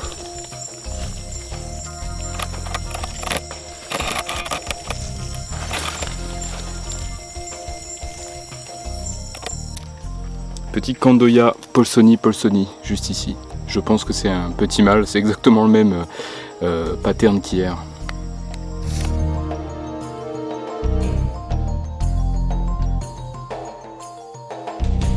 Alors ce jour-là, j'étais un peu trop fatigué pour retourner dans la jungle, mais je me suis dit encore une fois, allez, on part à la recherche au serpent marin. Donc j'ai trouvé un petit canoë en bois, un tout petit canoë pour atteindre un tout petit îlot paradisiaque qui est juste au nord du village de Mbalo. L'îlot s'appelle l'îlot de Mbaralao, M' Baralao, donc on prononce Mbaralao, avec un M un petit peu retenu comme ça. J'y étais allé pour chercher des serpents marins et je me suis vite confronté au même problème qu'en Papouasie-Nouvelle-Guinée, c'est-à-dire que les locaux confondent les serpents marins, les trichoréiers plus précisément, avec une murène qu'on peut appeler en français la murène serpent, Myrichthys colubrinus, et c'est une murène qui est mimétique des serpents marins, elle est annelée, noire et blanche. Et quand je parlais des serpents marins, que ce soit en Papouasie ou dans les Salomon, tout le monde dit « Oh yeah, the black and white », le noir et blanc. Et moi je disais, mais il n'y a pas de serpent marin noir et blanc, fondamentalement noir et blanc, il n'y a pas de serpent marin quoi. Et j'ai vite compris qu'en fait ils confondaient avec cette murène quoi. Donc sur cet îlot il m'avait dit qu'il y en avait plein, en réalité il y avait surtout la murène, mais j'ai pas encore trouvé ce serpent.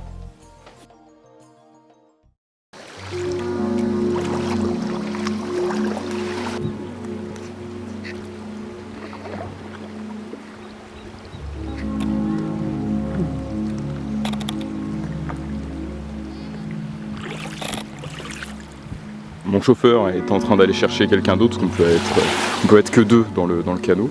Donc c'est la première fois de ma vie que je me retrouve absolument seul sur une petite île déserte. Et c'est un sentiment absolument génial.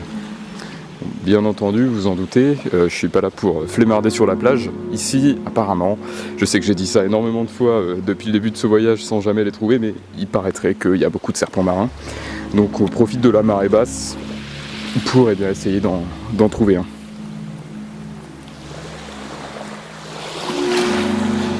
Donc sur ce genre d'îlot, on trouve des petits coquillages, mais aussi des gros. Donc là c'est une forêt totalement vierge. Ici pas de déforestation, pas d'entreprise ou je ne sais quoi. Juste un petit chemin qui traverse l'île, qui doit faire 50 mètres de long, taillé par les locaux et c'est tout. Pas d'activité humaine, rien.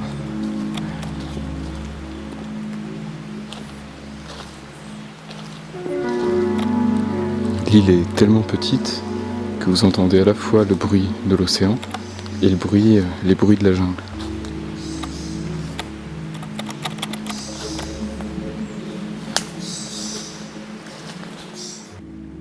Après mes délicieux crêpes de brousse, au riz et aux fougères, je file sur la plage fumer un dernier solbako avant de dormir.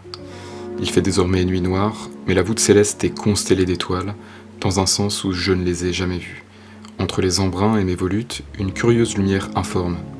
Quelque chose d'extraordinaire se laisse porter dans le creux de ces petites vagues si douces qu'elles en semblent hésitantes. C'est une sèche. Multicolore, arc-en-ciel, lumineuse, elle brille de mille feux.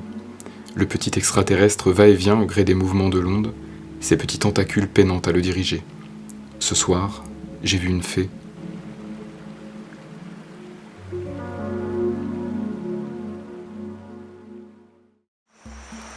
C'est déjà la dernière nuit à Mbalo, après une dizaine de jours passés à chercher mes serpents avec cette famille. Ce soir, c'est un joli petit boiga irregularis qui me dit au revoir, et demain, c'est le départ pour la suite de l'aventure.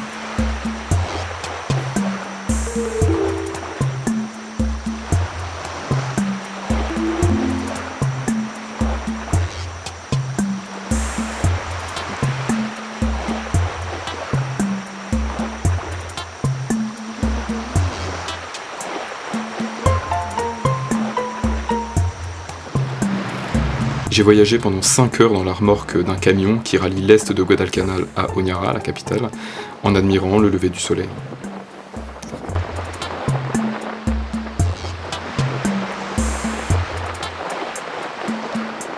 vous savez, moi je voyage avec très peu d'argent, très peu de moyens, et le problème c'est que bon, l'étape de l'île Choiseul, l'étape juste après, le camion en revenant de Mbalo m'a déposé 1 heure trop tard, j'avais loupé le bateau était déjà parti depuis 1 heure, donc, et le prochain partait 1 semaine après, donc moi j'avais pas 1 semaine à perdre à Guadalcanal. Il y a bien le mont Osten où j'aurais pu aller, mais voilà, j'avais pas, ça aurait été trop long de trouver le bon habitat, etc. Donc j'ai dit non, je peux pas perdre 1 semaine, donc bon, ça m'a coûté le double, mais j'ai dit tant pis, je vais à l'aéroport et je prends un avion pour l'île Choiseul.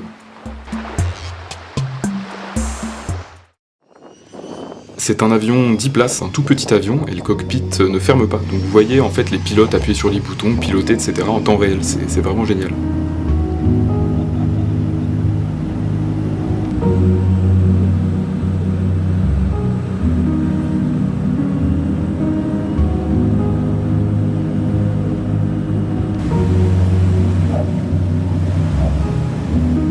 Donc dans les Salomon, quand on prend un avion pour aller sur l'île Choiseul, on atterrit sur l'aéroport, enfin aérodrome on va dire, hein, de l'ouest de l'île, sur une toute petite île qui s'appelle l'île Taro. Sur cette île-là, donc, j'avais des rangers qui devaient me récupérer en pirogue pour atteindre le village où je voulais aller, sauf qu'ils sont arrivés que le lendemain, donc j'ai dû me faire un copain pour dormir chez lui. Le lendemain, les rangers sont arrivés en pirogue, il y avait 2 heures de navigation pour atteindre le village de Sasamunga, un village que j'avais repéré sur internet pour trouver le Vrije-Laps. Une fois à Sasamunga, j'ai passé une nuit là-bas, et ensuite avec les rangers, on a refait encore 1h30, 2 heures de pirogue pour atteindre la zone forestière hein, dans la jungle qui appartient à la tribu des Sirébé. J'ai d'ailleurs dû écrire une lettre au chef de la tribu pour avoir le droit d'entrer sur leur terre, c'était un peu compliqué, mais enfin je l'ai fait. En longeant la côte sud de Choiseul, nous avons atteint le village de Sasamunga, dans le district de Babatana. Alors, un des gros problèmes des îles Salomon, c'est les compagnies, les entreprises de déforestation. Pour le bois précieux, c'est une catastrophe. Le problème est que la plupart du temps, ils n'engagent pas les locaux. Ils viennent simplement de Malaisie, parfois de Chine. Anciennement, ils venaient de Corée du Sud. Et c'est une catastrophe, ils détruisent toute la forêt. Alors, je ne vais pas parler comme Miss France, hein, mais sans déconner, n'achetez pas de bois précieux qui vient du Pacifique, parce que c'est vraiment une saloperie, quoi. Donc écoutez, ce village est absolument magnifique. Je ne m'attendais pas à voir un village aussi beau, pour la bonne raison que tous les villages que j'ai vus... Je peux parler ou tu parles à ma place? Tous les villages que j'ai vus jusqu'à présent, bah, les gens sont vraiment en difficulté, c'est compliqué de construire des maisons, voilà, et on n'a pas le temps de planter des jolies fleurs pour faire joli, quoi. Tout ce qu'on veut, c'est déjà avoir un toit pour pas se prendre la pluie.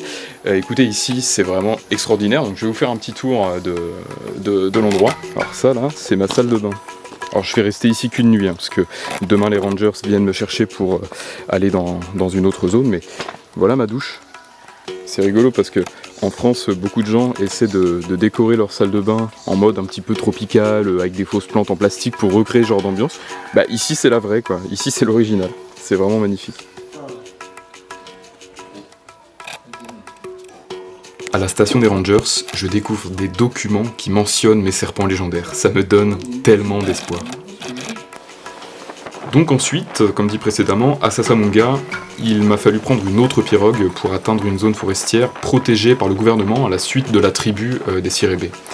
J'ai dû rédiger une lettre au chef de cette communauté hein, pour expliquer la raison de ma venue et demander la permission d'entrer sur leur terre. Je connaissais cet endroit, la forêt protégée donc de Babatana, de la tribu Sirébé, parce qu'ils ont une page Facebook, une toute petite page Facebook, perdue dans les confins du site, et en fait, eh bien, il y a quelques années, un des rangers a photographié avec son téléphone un gros Vrije-Laps sur un sentier. Donc là, j'ai dit, on a une donnée géographique vraiment bien localisée, il faut que je garde ça en stock, comme ça le jour où j'irai, je ferai tout pour aller au même endroit. Les amis, c'est extraordinaire. Je viens d'arriver à la station des Rangers. On s'est posé quoi? 1 heure, le temps de boire un thé et fumer une cigarette. Un Salomon-Laps par magnifique est arrivé juste ici. Je l'ai touché, les amis, je l'ai touché. Mais il s'est retourné pour mordre et j'ai pas envie de mourir ici, donc j'étais obligé de le lâcher. Donc il est parti dans ce trou là. On a un peu retourné le truc pour essayer de le trouver, mais il est sûrement parti dans des tunnels très profonds. Mais si on le voit aussi facilement, là c'est vraiment extraordinaire. Kavi? So, if the snakes are active right now, maybe we should go to the waterfall. Okay. It's okay for you? It's okay. Okay. It's Yes. it's far. It's No. 8 minutes or 10 minutes. oh, it's really close. Okay. Maybe we will see another one. Yeah.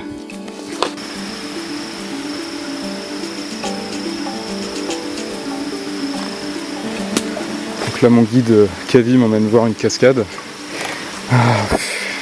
De base, on devait se reposer, mais là, après un tel événement, avoir raté le serpent de mes rêves, c'est impossible de tenir en place. Je me dis, ils sont actifs maintenant, donc il faut absolument pas perdre de temps et aller voir la taille de l'arbre. Absolument aller dans la forêt pour le chercher. J'arrive pas à croire qu'on l'ait vu aussi facilement et en même temps que je l'ai loupé aussi facilement. J'aurais dû attendre qu'il se rapproche plus de nous avant de l'attraper. Parce qu'évidemment il avait plein de solutions de fuite et il s'est retourné pour mordre, donc c'était vraiment trop dangereux quoi. Je suis dégoûté mais à la fois très excité de l'avoir vu. Ça veut dire qu'ils sont là, au moins là j'ai la certitude qu'ils vivent ici. Alors les mecs me disent qu'il est super commun, qu'on va en voir plein, mais ça suffira pas à me rassurer tant que j'aurai pas trouvé le prochain quoi.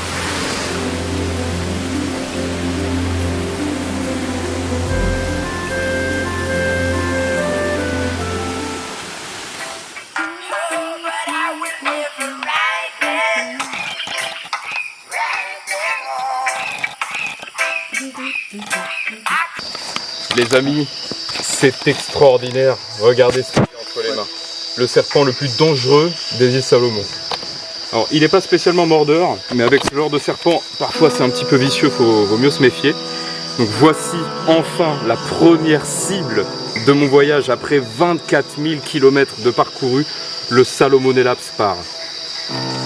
Alors ce serpent c'est un élapidé, donc de la même famille que les serpents corail, les serpents marins, les cobras, les mambas.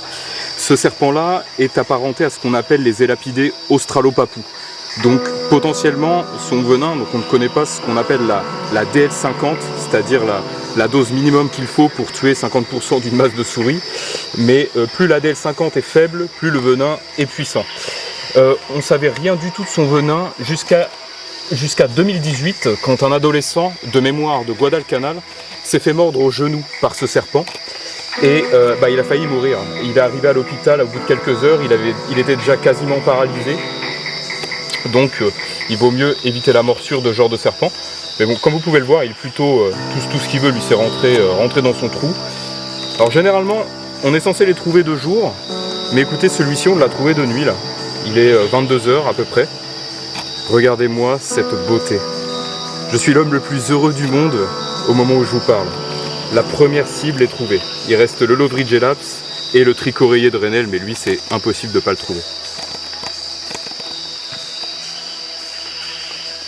Donc maintenant le plus dur, ça va être de faire de belles photos.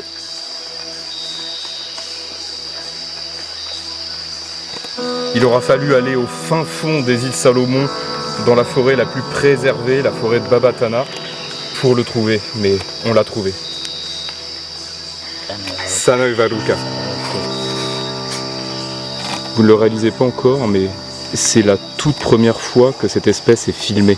Je ne sais pas si vous imaginez le truc là. Thank you guys.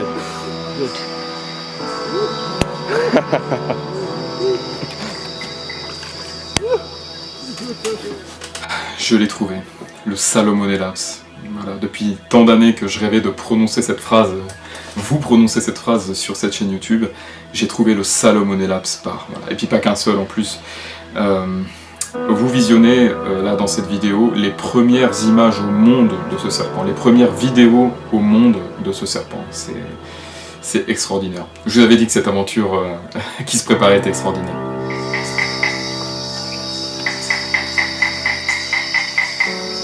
Oh, j'aime bien le Salomonella, s'il était là, il se baladait.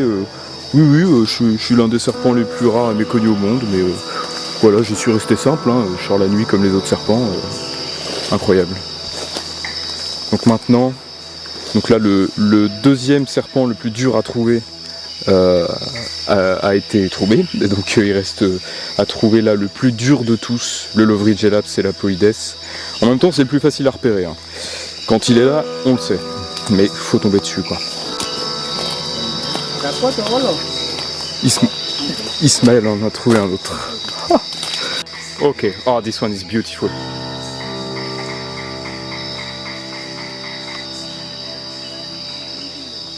berapa ini?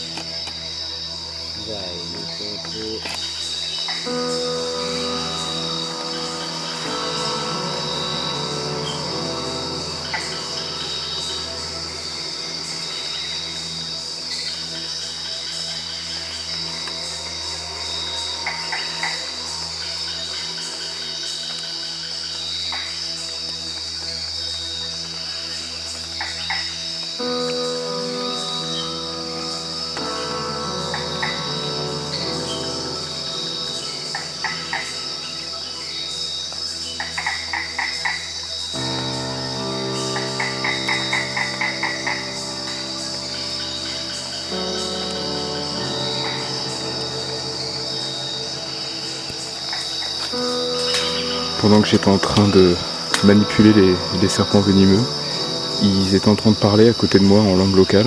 Je leur ai demandé ce qu'ils disaient. Je pensais qu'ils me disaient de faire attention, mais en langue locale avec l'émotion quoi. Non, ils étaient en train de parler à l'esprit de leur grand-mère. Parce que pour eux, le Salmonella, c'est l'incarnation de l'esprit de leur grand-mère. Donc ils étaient en train de lui dire ne le mords pas, ne le tue pas, laisse-le te prendre en photo. C'est spécial comme situation. Je me suis réveillé ce matin en pensant à la veille et pendant une milliseconde j'ai eu le sentiment que c'était un rêve. Mais non, c'est bien arrivé, j'ai bien vu et photographié le Salmonella Spa. Je n'y crois pas.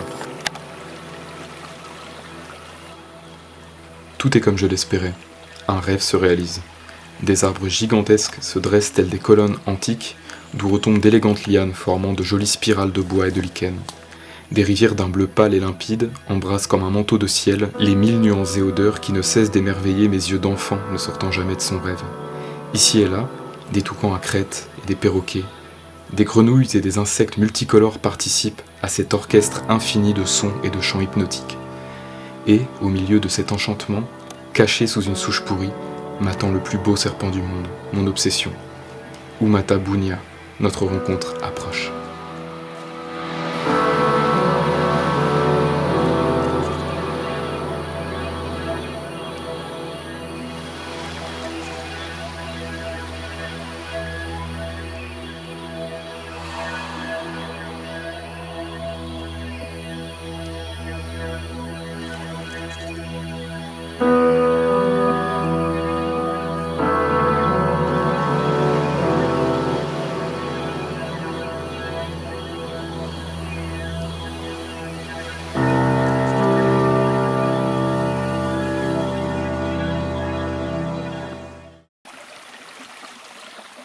Un soir, sur l'île Choiseul, donc j'ai trouvé aussi, je fais un petit aparté non serpent, j'ai trouvé une araignée avec une sorte de visage humain tatoué sur l'abdomen, un truc de dingue, même les locaux ne l'avaient jamais vu. Je l'ai envoyé à tout un tas d'arachnologues, d'experts, ils m'ont dit écoute, ça c'est sûrement une espèce non décrite parce qu'il n'y a rien dans la littérature, quoi. Donc une espèce d'araignée qui n'a pas de nom et qui est vraiment jolie. Le 28 octobre, j'ai trouvé 2 serpents, dont un gros boiga. Très joli petit boiga irregularis, pour se consoler de ne pas trouver le Lovridgelaps.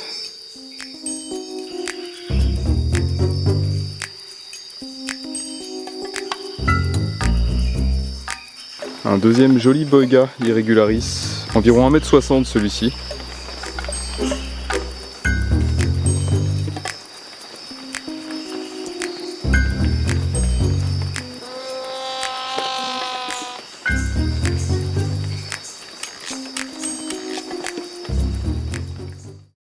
Puis un événement extraordinaire se produit.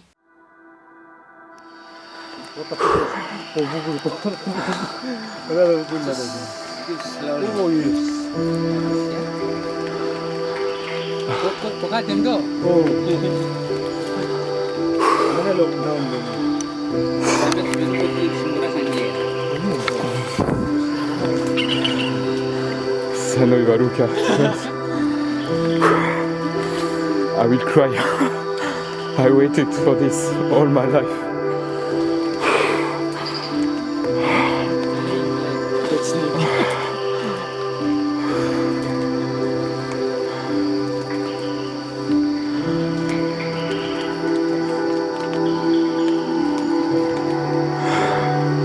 shaking, guys. Ok. Après tant d'efforts.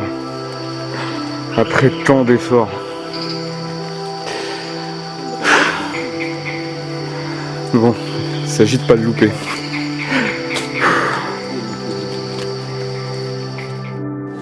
Voilà, donc je pense qu'à entendre et voir mon émotion sur le moment, j'ai pas besoin de trop m'étaler, j'ai pas besoin d'en dire plus. On était là dans les ténèbres, dans la jungle, et il était là. C'est totalement fou, c'est totalement fou. Alors là, il faut essayer de calmer les émotions. Oh, il a la tête blanche, c'est mes préférés.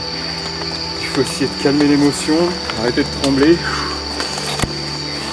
Parce que je ne sais pas du tout comment cette espèce réagit.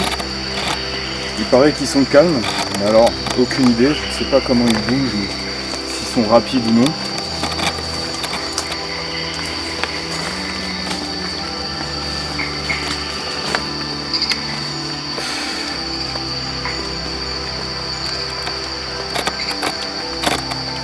He don't seem to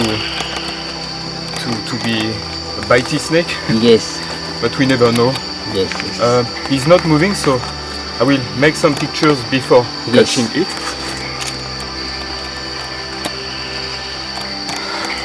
I can't believe it's happening.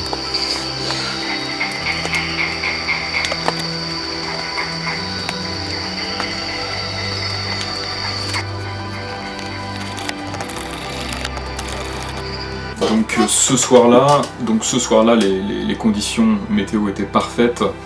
On s'est dispersés, les rangers et moi, alors eux étaient en train de chercher avec leur petite lampe. Ils étaient terrorisés à l'idée de tomber dessus. Je pense qu'ils avaient hâte que ça se termine, honnêtement. Ils étaient terrorisés parce que pour eux, ce serpent est associé à une croyance locale. Le Lovri Jelaps, quand on le croise, c'est que quelqu'un de votre famille ou de votre village vient de mourir à l'instant. Et c'est une croyance que j'ai retrouvée dans toutes les îles Salomon, avec quelques variantes, mais ce serpent est toujours annonciateur de la mort de quelqu'un. Donc si vous voulez, ils le cherchaient pour m'aider, mais ils n'avaient pas vraiment envie de tomber dessus, quoi.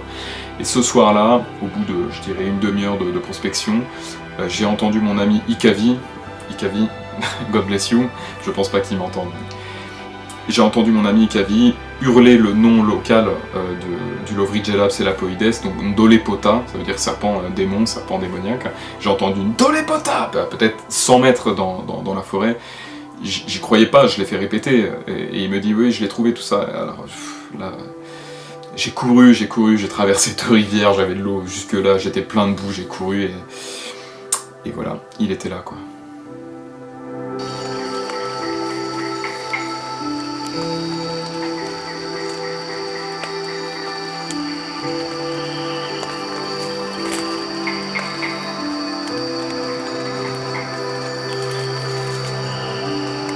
Il y a quelques feuilles pour les photos.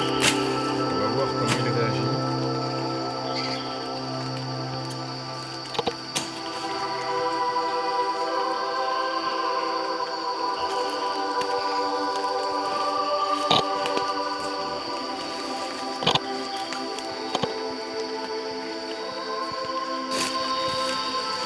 Guys, tapos andun ng trabaho na ako. Nagumuma.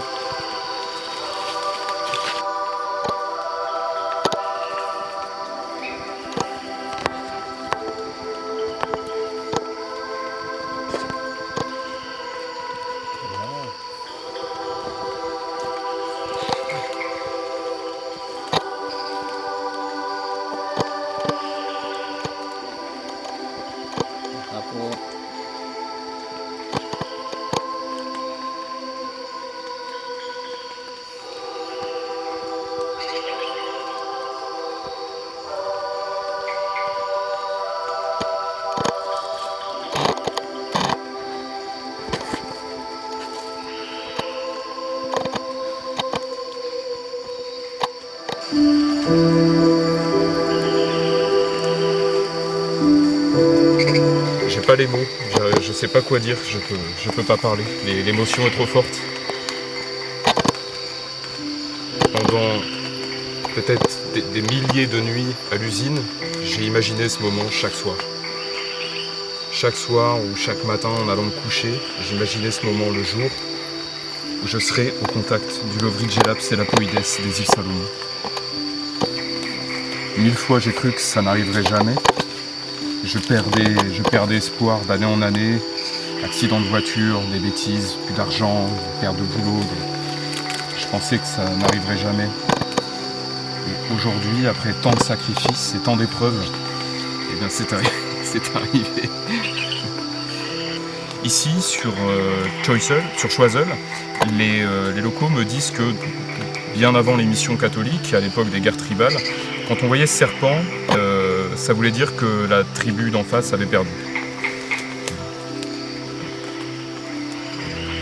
Alors on ne sait absolument rien de son venin, parce que c'est un élapidé aussi, de la même famille donc, que les cobras, les mambas. On ne sait rien de son venin, mais il est potentiellement très dangereux.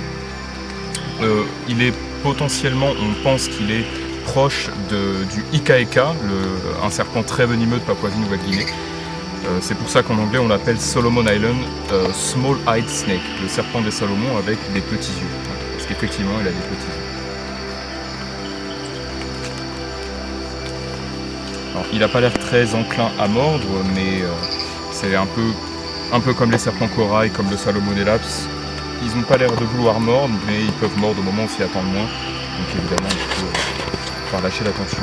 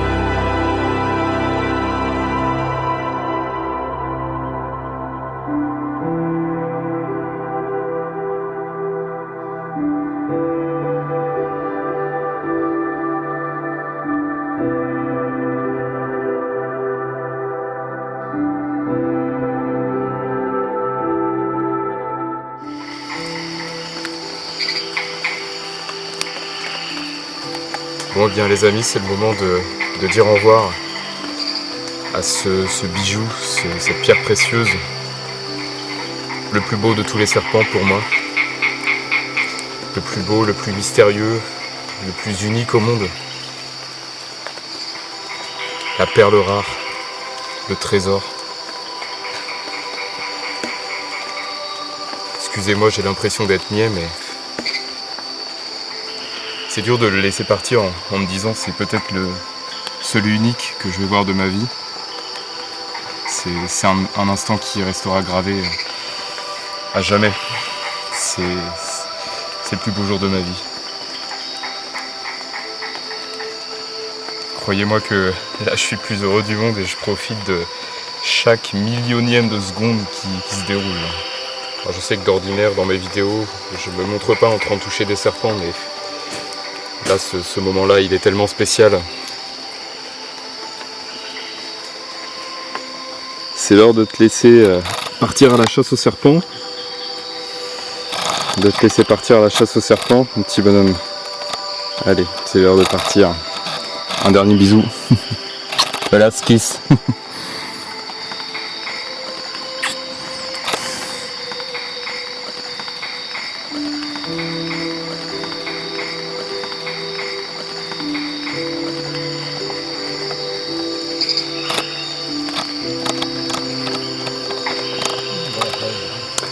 Goodbye Indolepota.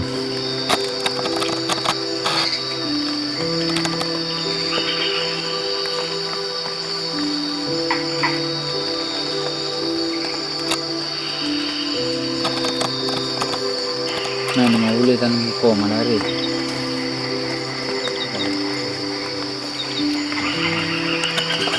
On se pose 2 secondes là. Comme pour le Salomon Elaps, je viens de réaliser les premières vidéos au monde. Donc c'est pas rien là. C'est pas rien ce qui vient de se passer. Je me dis que j'ai fait quelques grosses bêtises dans ma vie. Je sais pas si je mérite ce qui vient de m'arriver. En tous les cas, c'est le moment de demander pardon à toutes les personnes que j'ai pu décevoir dans ma vie.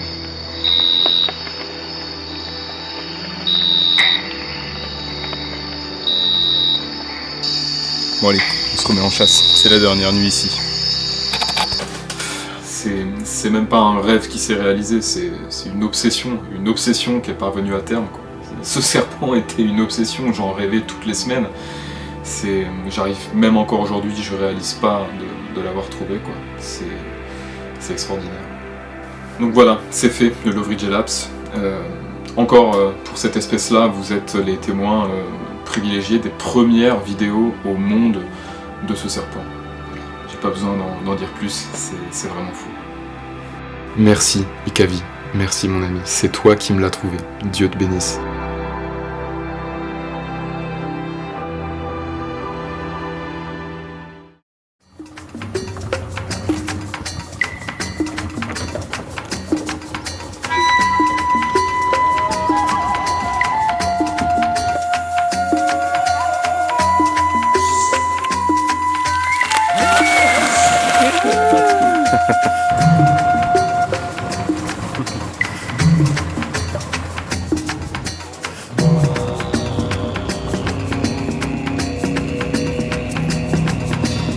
Voilà, on est sur le chemin du retour, mais les mecs se sont arrêtés pour cueillir quelques fougères.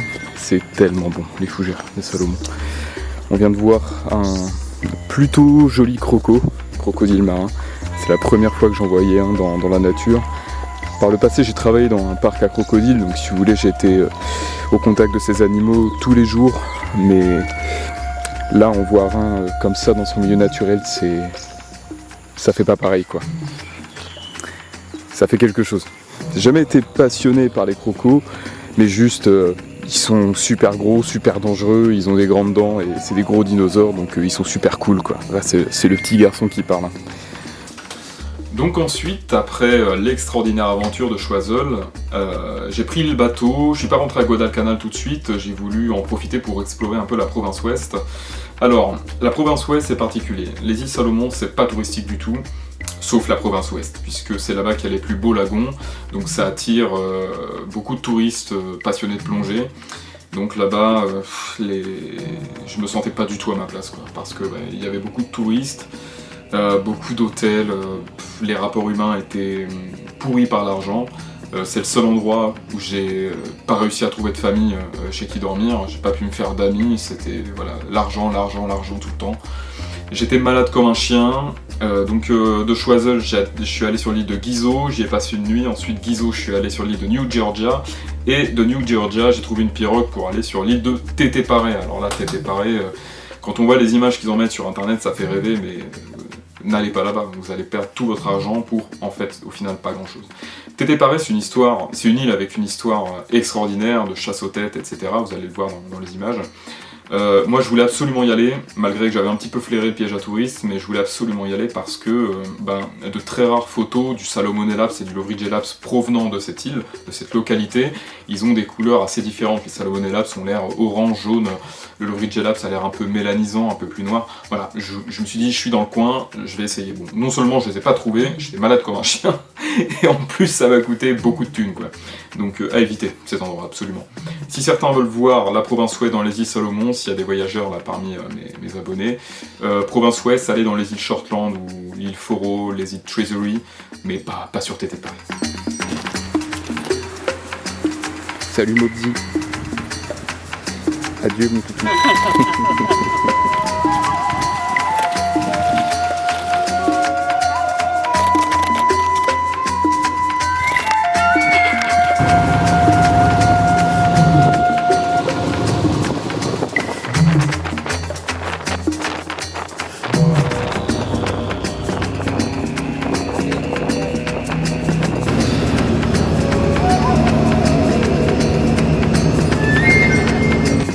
Je suis finalement arrivé donc sur l'île de Nouvelle-Géorgie, New Georgia.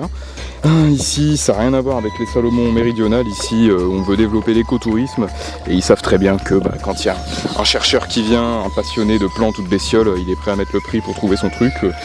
Donc, eh bien, pour rester 5 jours sur l'île, ça me coûte 740 €.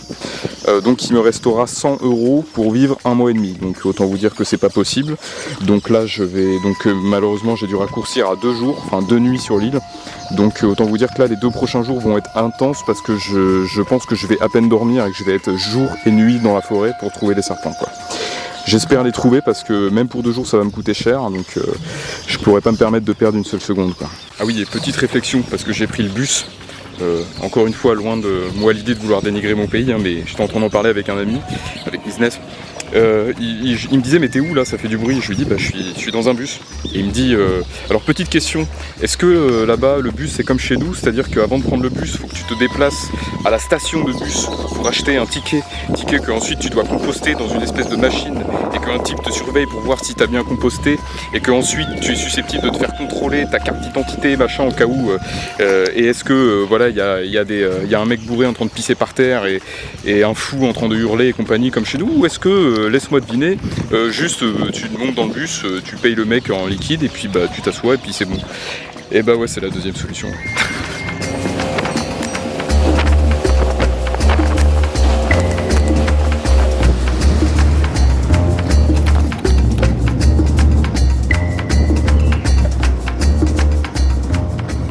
Je suis bien arrivé sur l'île de TT Paris.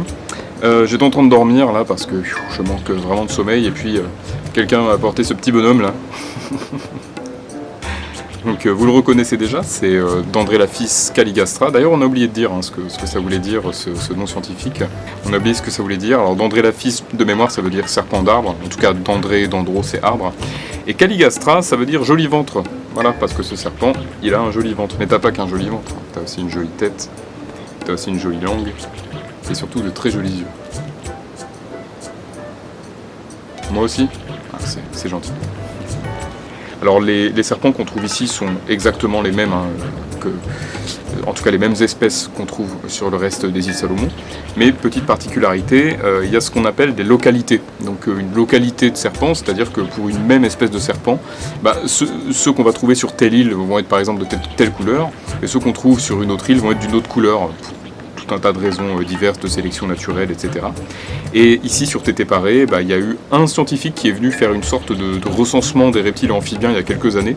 Et donc il existe 3 photos donc du Salomon Labs par, oui il te fait peur celui-là je sais, du Salomon Labs par de TT Paris. Parfois ils peuvent être jaune fluo, parfois ils peuvent être totalement rouges avec des bandes blanches et ils sont vraiment magnifiques. Et la star, le Lovrije Labs, il n'y en a eu qu'un de trouvé. Ils sont un peu moins beaux que sur le reste des Salomon. Ici ils ont l'air d'avoir une tendance mélanisante, c'est-à-dire d'être plutôt très sombre, très noir, sans marquage blanc. Enfin ça serait sympa d'en trouver un autre quand même. Si tous les jours de ma vie, je pouvais être réveillé avec quelqu'un qui m'amène un serpent qu'il vient de trouver, je serais très content.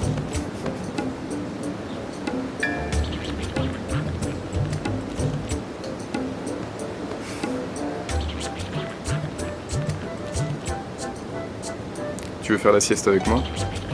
après on va manger. Je leur ai pas demandé de cuisiner de Gecko par contre pour toi, je suis désolé, mais peut-être qu'il en reste un dans le frigo, on verra.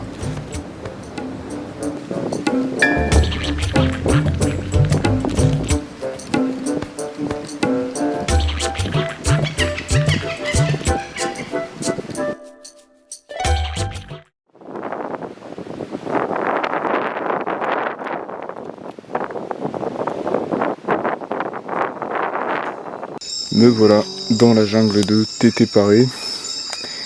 Je suis malade comme un chien. Du coup, j'ai la gorge en feu, j'ai de la fièvre, je suis malade. Là, croyez-moi que j'ai qu'une envie, c'est de rentrer dormir et de passer une nuit horrible avec la fièvre, à grelotter, mais bon. J'ai une mission à accomplir, je peux pas, il n'y a pas de congé maladie pour ça. La météo est vraiment pas de notre côté, aujourd'hui il n'a pas plu une goutte, il fait très sec. Donc il y a quand même peu de chances de voir les serpents venimeux ce soir. J'espère que demain on aura de la chance parce que je passe que 2 nuits ici, parce que c'est trop cher. Alors un point intéressant de cette île, c'est que ça doit être le seul endroit des Salomon où il n'y a pas ces saloperies de crapauds arrivés avec la Seconde Guerre mondiale. L'île est vierge de ces crapauds. Il faut impérativement préserver l'île de ce fléau. Donc il y a quand même beaucoup plus de chances de voir les serpents ici que sur les autres îles envahies de crapauds. Donc j'ai un petit espoir quand même. Okay, so Clement, tell me the history of Tété Paré, please. So according to the traditional person to descendants, the original tribe of Tété Paré was unique and they were hostile to outsiders. They have their own custom and they spoke a distinct language. But yet people are scattered out and the language is lost. And no one is speaking now. When people scattered, they travel out to different islands just because of 3 main causes. One is a headhunting pressure, the warfare between men. They used to travel out and they do headhunting to other islands, like they kill people and they bring heads. Head is like something like trophy. It's a trophy, yeah. Bring the heads and they leave the heads for about 10 days so that all the skin was brought out and they clean up the skull and they place them somewhere, their holy place, just to restrain the spirit. Yeah. That place is a special place for the chiefs and for the warriors before they go out to head hunting to other islands. They have to go to that place, that particular place, to worship their spirit. Okay. When they have their head, their spirit is getting through the head. Okay. Other one is it's a nut season. Nut season, we have a nuts on this island, and the women, they used to go out in the morning. Sometimes because they are they just a few nuts, so okay, they have to let some other women else to know that we'll go and pick the nut together. Okay, betel nut or other kind? The ngali nut, they just go by themselves and pick nuts and they talk to each other, like argue over the ngali nut, and they fight each other, and including the husbands, and somebody get killed. That's one of our cause. That's why the families are scattered. And the third reason is like there's a spirit that look after Tété Paréan people, and that spirit is like a guide, their guide. Before, Tété Paré is not beaten by other islands because this island was like split into 3. So these tribes they like look after the island for their enemies. They have somebody who do spying, and the spy means they do report for the whole village so that they get ready. Okay. And that spirit then something to become a sick, and that sick nearly kill all the people on this island. And people get diarrhea automatically, they die. Okay. So the dead bodies are not being collected by the villagers because of the death rate is really high. As a visiting warriors come over here and they found dead bodies everywhere. Yeah. Everywhere. Okay, so you think there is shell money Under there or Under? it's a dead body? and the dead body is still there? We don't know. We don't know. Yeah. Okay. So it's like it's kind of grave. Yeah, it's looks like grave. Okay.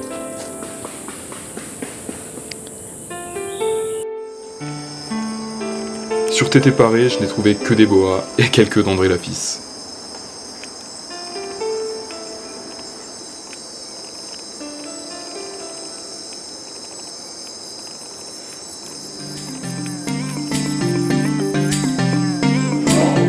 Après ce petit passage dans la province ouest, je suis rentré à Guadalcanal donc par bateau.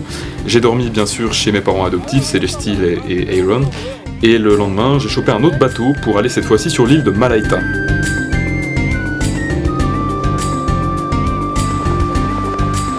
Alors mon arrivée à Malaita, bon, écoutez, je vous le raconte, mais bon c'est comme ça tout le temps avec moi. Hein. Je suis descendu du bateau, je ne savais absolument pas où aller. J'ai regardé une vue satellite de Malaita, j'ai essayé de trouver de la vraie jungle. J'ai vu une route qui partait dans les montagnes au nord. Je dis bon bah je vais aller là-bas. Alors je suis allé voir les chauffeurs de bus, tout ça. Je leur ai dit est-ce que vous pouvez m'emmener? Ils m'ont dit non, il n'y a pas de bus qui va là-bas. Donc non, désolé mon ami, il faut que tu te débrouilles. Donc j'ai marché sous un soleil de plomb avec mon sac. J'ai marché. Et puis au bout d'un moment, je me suis dit oula. Si jamais là je dors vraiment dehors ce soir, ça va être chaud parce que en Mélanésie, oui, on dort pas dans la forêt comme ça, c'est toujours chez quelqu'un, vous savez, ça je le détaillerai plus dans le livre, mais c'est un peu compliqué, c'est pas comme l'Amazonie où on peut dormir où on veut quoi. Et puis, bon, je suis assez pudique là-dessus, mais je vous le dis parce que ça va vous faire sourire quand même. Par terre, j'ai vu une carte à jouer, vous savez, des jeux de 52 cartes, et c'était la dame. Et ça m'a fait penser à la dame, voilà, dans la religion chrétienne, ça m'a fait penser à la Sainte Vierge. J'ai dit bon allez, il faut que je prie la Sainte Vierge et puis elle va m'aider. J'ai prié la Vierge et puis 15 mètres plus loin, je vois deux ouvriers en train de travailler sur la chaussée, ils avaient un 4x4. Alors je leur explique, je dis voilà, je vais aller tout en haut de cette route là, je vois que vous avez un 4x4, si vous voulez je peux vous payer, si vous pouviez m'emmener. Ils m'ont dit ah non, tu nous payes pas, on t'emmène, y a pas de souci. Ils m'ont dit mais tu sais où aller là-haut? Je dis bah non, je dis y a un village, ils me disent oui. Je dis bah voilà, vous me déposez dans le village si c'est possible. Ils me disent mais tu connais des gens là-haut? Je dis non. Ils me disent c'est vachement particulier ta manière de voyager toi. Je dis oui. Et donc ils m'ont emmené dans le village, je me suis retrouvé encerclé de gamins. Ils m'ont dit bon bah non on te laisse là, t'as qu'à suivre les enfants. Ok, bon, alors j'ai suivi les enfants qui ne parlaient pas un mot d'anglais. Et puis ils m'ont mené jusqu'à la maison du grand-père qui est aussi le chef du village. Et le chef du village m'a dit qu'est-ce que tu viens faire chez nous? Bon bah je viens chercher des serpents et puis j'aimerais voir comment vous vivez. Si vous avez 2 arbres où je peux tendre mon hamac, j'aimerais passer quelques jours avec vous. Bon bah en 2 minutes j'avais déjà une maison pour moi tout seul avec un matelas de place et un coussin. Et c'est tout le temps comme ça. Yeah. Nice to meet you. Welcome.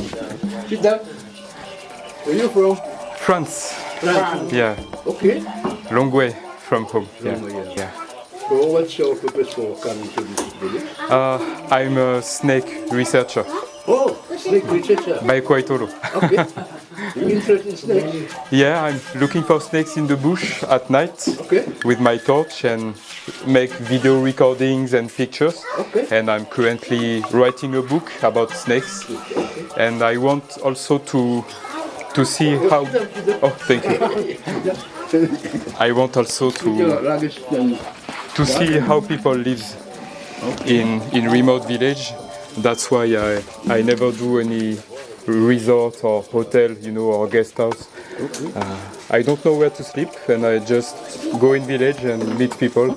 Yeah. Do you intend to stay with us for some time or going down to Auckland?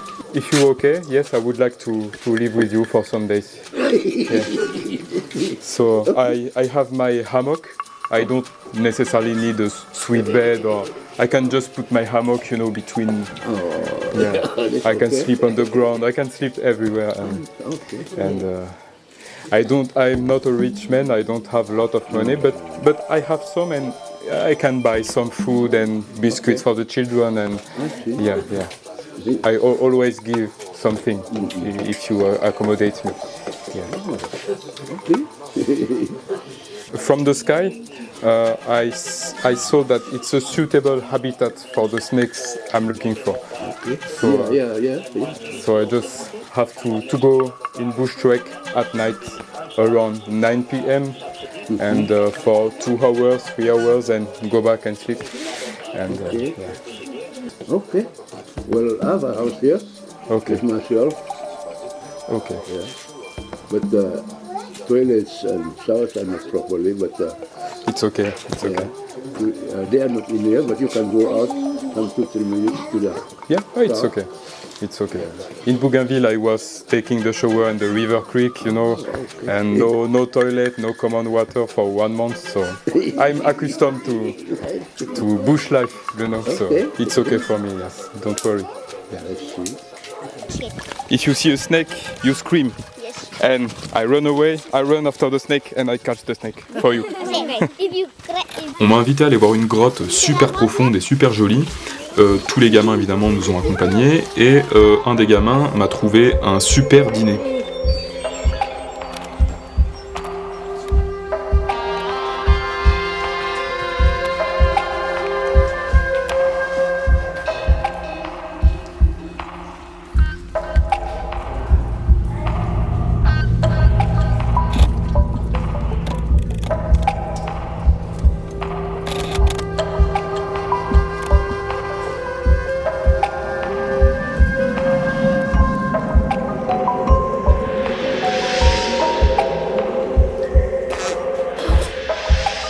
Wow, you got a flying fox. Show me.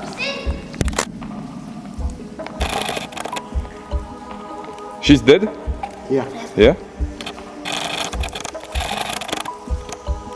We eat it tonight? You wanna eat it? Oh yeah, I want to taste. Okay.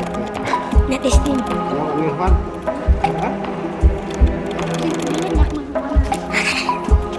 Đâu.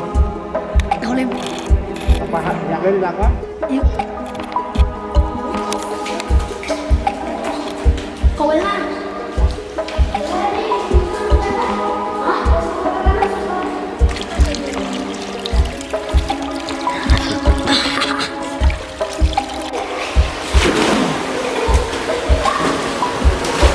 Les enfants les plus heureux du monde.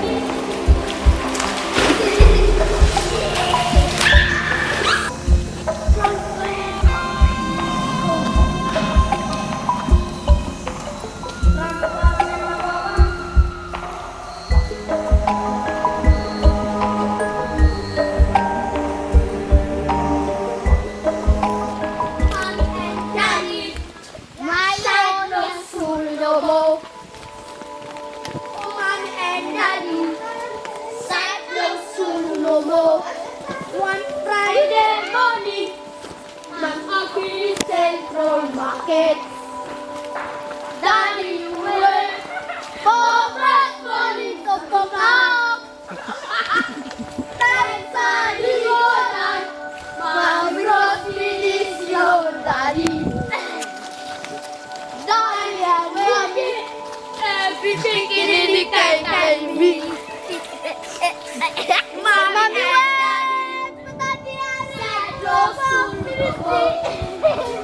everything is anywhere. For the side from us. Mommy, you know what? Friday morning, I'll be Central Market. Mommy, you cook everything is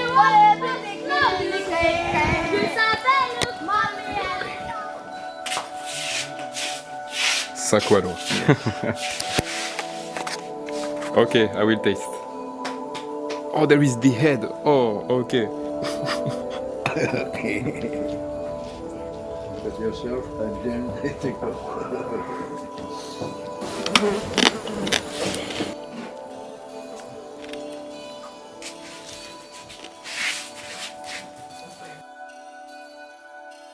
Ok, donc là je reviens d'une sortie nocturne, de la première nocturne avec les gens de ce nouveau village. Je suis dans une situation très inconfortable.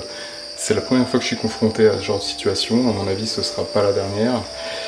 Le problème est que l'habitat autour du village est absolument pourri. C'est littéralement envahi de ces saloperies de crapauds buffles.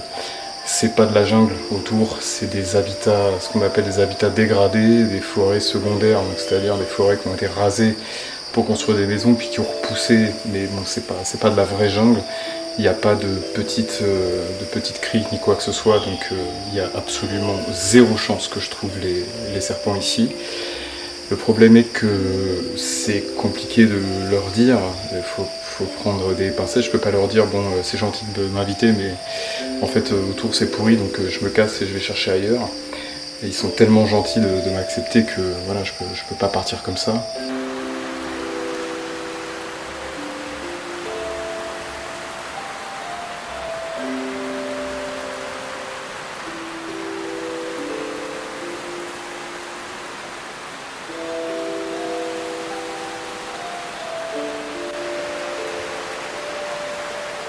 Bon, réflexion faite, voilà, la nuit porte conseil, je vais pas les quitter, même si le coin n'est vraiment pas propice pour mes serpents parce que ces gens sont tellement gentils, je trouverais ça vraiment inapproprié de dire bon bah en fait je me casse parce que je trouve pas mes serpents. Je vais rester avec eux pas aussi longtemps que je l'avais prévu, du coup je pense que je vais rester 5 jours et le 6e jour je vais leur dire bon désolé je trouve pas mes serpents, faut vraiment que j'y aille, mais ce sera quand même mieux de faire les choses comme ça. Donc on va rester quelques jours avec eux. Je pense pas vous montrer beaucoup de choses. Ici les serpents qu'on trouve c'est les petits boas, les serpents des arbres, là, les dendrélapis, les bogas, je vous en ai déjà montré je ne sais combien, donc je vais pas non plus montrer tout le temps les mêmes serpents. Et donc d'ici une petite semaine, je vais essayer de choper un petit bateau pour aller sur l'île de Ngela. Voilà, Ngela Soulé. Et on se donne rendez-vous là-bas.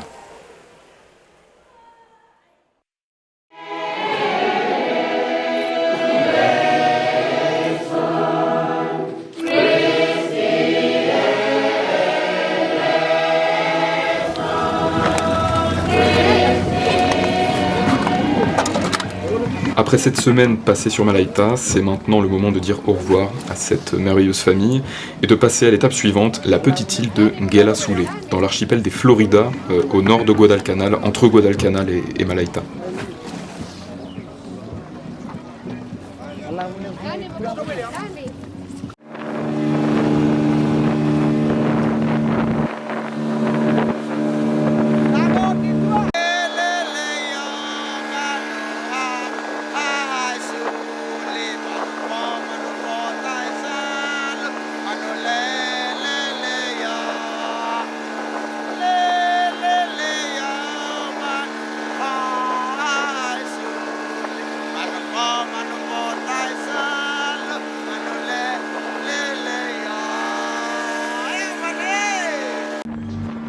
J'ai donc rejoint le boat stop et cherché une pirogue, donc j'ai rencontré un certain Moffat, le seul, l'unique, la légende Moffat de Polomou. Je lui dis il faut que j'aille sur Ngela Soulé. Il me dit ouais j'y vais aussi, il me dit tu veux aller où? Je dis bah je sais pas du tout, je dis tu vas où toi? Et bah il me dit bah moi j'habite dans le village de Polomou.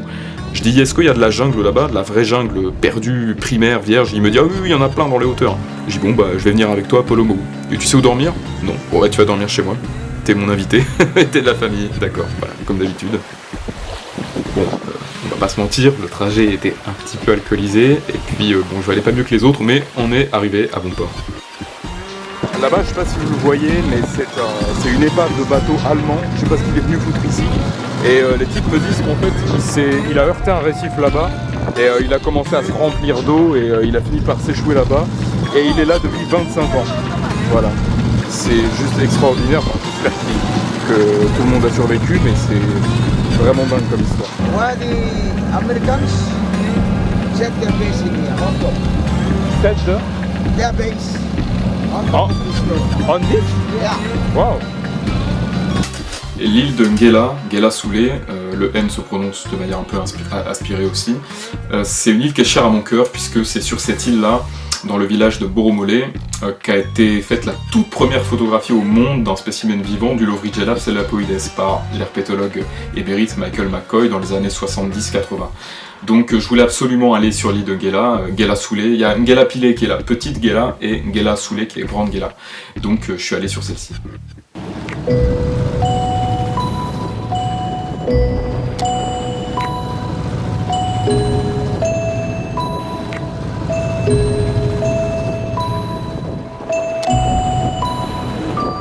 Bien arrivé dans le village de Polomou, première nuit, donc j'ai même pas eu besoin de chercher une famille puisque le skipper m'a dit non mais ne cherche pas, tu dors chez moi. A priori là on va m'emmener aujourd'hui pour que je trouve le meilleur endroit pour peut-être avoir la chance de voir une dernière fois le Lovrigellaps. Ce serait vraiment cool de le trouver ici puisque c'est ici qu'a été faite donc la première photo de ce serpent, ça serait vraiment sympa de le refaire 50 ans après refaire la même photo sur la même île, quoi. You eat here? You eat inside? Or you just here? Oh, just here, yeah. Here, man.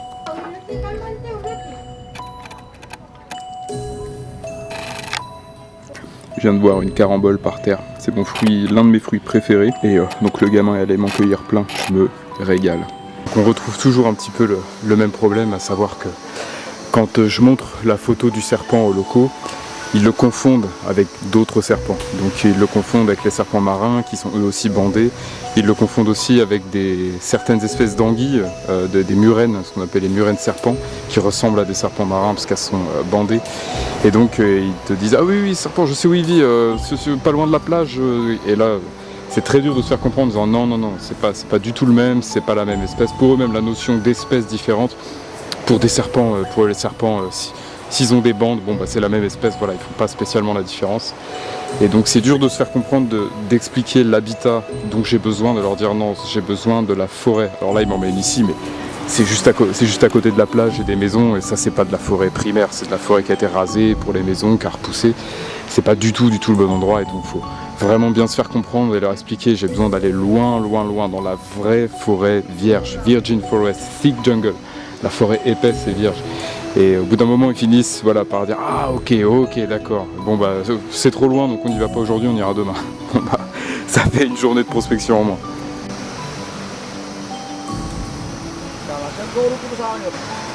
How about Malaysia? Yeah? Find it there? No. Too much gardening. Malaysia has no deep forest. Maybe not. Oh, okay. Or maybe it was too far from my place. Yeah. Vous vous rendez compte le privilège que c'est d'être ici. Il n'y a jamais personne qui vient dans ce village. Je ne suis pas le premier blanc à venir ici, hein, faut pas abuser non plus, mais ils voient un blanc même pas une fois par an, quoi. Le peu de fois où des occidentaux viennent, c'est des chercheurs, surtout des linguistes qui viennent étudier le langage. Ici on parle le Ngela, et donc c'est surtout des linguistes qui viennent.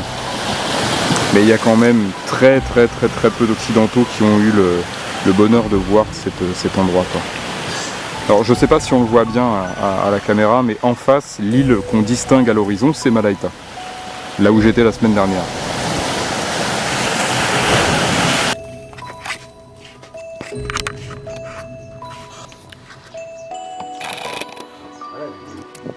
Après quelques recherches inutiles dans les mauvais biotopes, j'ai fini par me faire comprendre et convaincre Moffat de m'emmener dans la jungle des hauteurs de l'île, la vraie jungle vierge, inviolée, et non pas les plantations et les jardins, quoi. Donc là on est dans les hauteurs de l'île de Ngela Soulé. Je suppose que c'est à ça que ressemblent les Highlands de Papouasie-Nouvelle-Guinée, mais bon, j'y suis encore jamais allé, donc mais ça a l'air de ressembler à ça. C'est tellement beau, on se croirait en Afrique un petit peu, ça ressemble aux savanes, on s'attend à voir des lions, c'est vraiment magnifique. Là je sens qu'on se rapproche des bons habitats pour mon serpent. De toute façon, là maintenant ici c'est un no man's land, personne ne vit ici. Donc je pense que la forêt va être vraiment ce que je recherche pour le serpent. Before returning home. So we are in the jungle now. Yeah, the true jungle. Petite pause repas, des patates douces, des pousses de fougères, on a mangé dans des grosses feuilles en guise d'assiette. Le rêve.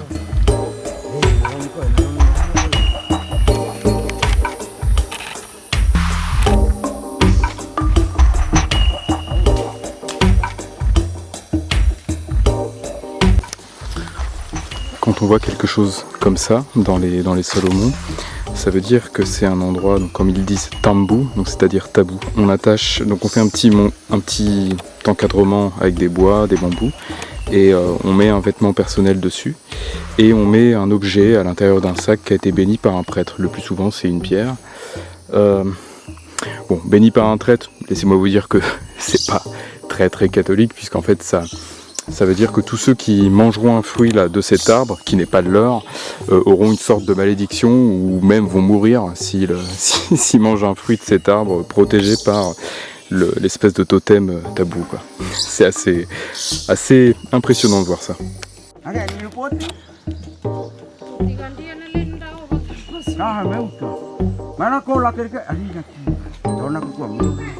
L'ascension est longue et ardue, donc petite pause Bethel. Entre temps, je suis tombé accro aux noix de Bethel.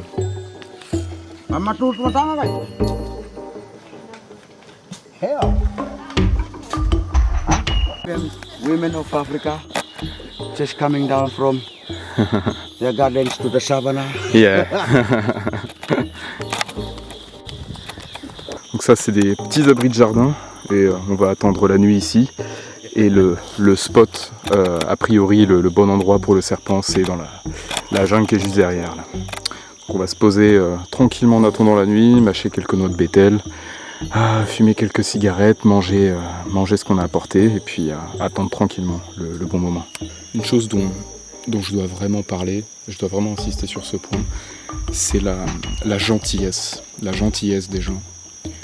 Que ce soit à Bougainville ou dans les îles Salomon, je n'ai jamais autant fait l'expérience de l'humanité comme sentiment. Les gens m'aident tout le temps. Les enfants, les adultes, tout le monde veut m'aider, tout le monde veut tout le temps porter mon sac, tout le monde veut tout le temps venir avec moi. Vous voyez les deux mecs avec qui je suis ce soir là, Moffat et l'autre, il a un prénom biblique mais je me rappelle plus. Nathaniel je crois, je suis pas sûr, bon bref. Ils pourraient là ce soir être avec leur famille tranquillement en train de mâcher un peu de Bethel, manger un bon plat et regarder un match de foot sur un téléphone. Mais non, ils sont avec moi, ils viennent d'escalader la colline, ils en peuvent plus, ils sont quand même plus tout jeunes. Ils viennent avec moi, ils veulent absolument m'aider à trouver mon serpent. Et pour rien du tout, c'est juste de l'humanité, juste de l'entraide. Ils sont tellement contents, tellement touchés que quelqu'un vienne vivre avec eux, leur pose plein de questions, s'intéresse à eux. Ils veulent rester avec moi, passer du temps avec moi. Et là, on va peut-être passer la nuit là, dans la jungle à chercher un serpent, c'est-à-dire une bestiole qui leur fout une trouille de tous les diables. Et ils restent avec moi. Et ils restent là pour m'aider et pour rien du tout. Alors bien sûr, avant de partir, je vais leur donner quelque chose, je vais leur donner un peu d'argent, tout ça, mais ils ne le savent pas et ils demandent rien. Donc c'est vraiment des rapports humains désintéressés, une amitié vraiment authentique. Et ça, c'est extraordinaire. Tout est de ma faute en ce jour et je reconnais mes erreurs indifférents. Un petit Boyga irregularis ce soir. Mes amis sont très effrayés. Zoom? No, I can. No, don't come close. Ok. Les conditions sont parfaites pour trouver le serpent, toutes les planètes sont alignées, la jungle est détrempée, il pleut, c'est le bon moment de la journée, c'est le bon endroit, le bon habitat, donc je suis très confiant. Alors qu'il est, le Lobridgelat est en train de chasser et de chasser d'autres serpents. Comme par exemple celui-ci qui était au sol. Donc lui, s'il rencontre un Lobridgelat, on donne pas cher de sa peau. Bon, c'est un serpent commun, mais c'est toujours un plaisir de l'écouter. You're gonna leave it run away? Oh yeah. He can flip his body to reach high branches.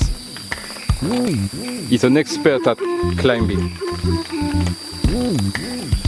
Goodbye, Mr. Boyga. Goodbye.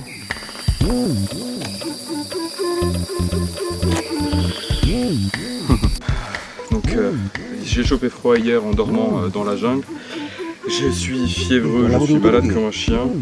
Mais on m'a réveillé en sursaut pour me dire que quelqu'un avait trouvé mon serpent. Alors bon, ça m'aurait étonné aussi de le trouver en plein jour, mais enfin c'est un vraiment très très beau boa des Salomon. C'est la première fois que j'en vois avec cette couleur, regardez comme il est magnifique. C'est une femelle, il est vraiment splendide, donc thank you very much. Et c'est le moment de faire quelques photos. Let's take this. Hey! I'm really scared of that. Sorry, my friend.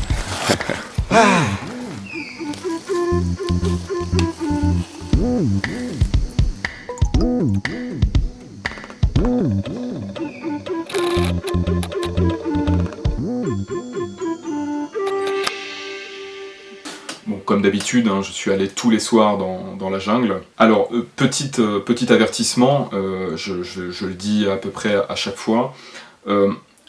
Manipuler des serpents extrêmement dangereux à main nue, c'est évidemment un jeu très dangereux. Moi, écoutez, je fais ça, j'en ai besoin pour être heureux, hein, voilà, c'est quelque chose de très personnel. Je sais ce que je fais jusqu'au jour où il y aura où il y aura une tragédie. Évidemment que ça n'inspire personne pour faire la même chose. Voilà. C'est simplement qu'à mon sens, attraper des serpents avec des grosses pinces en métal, etc., c'est le meilleur moyen de les blesser. Voilà, moi, j'y arrive pas, puis j'ai besoin de ce contact physique. Voilà, je n'engage personne à faire de même, évidemment.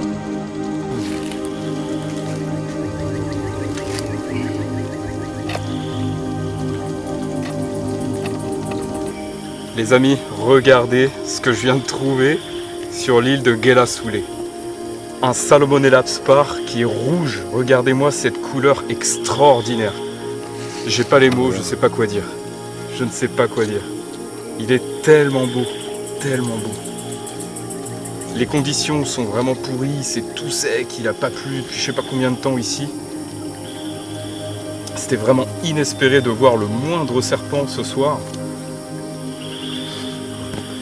Alors déjà, rien qu'un petit boa ou une petite couleuvre arboricole, j'aurais été content, mais alors là, c'est vraiment extraordinaire.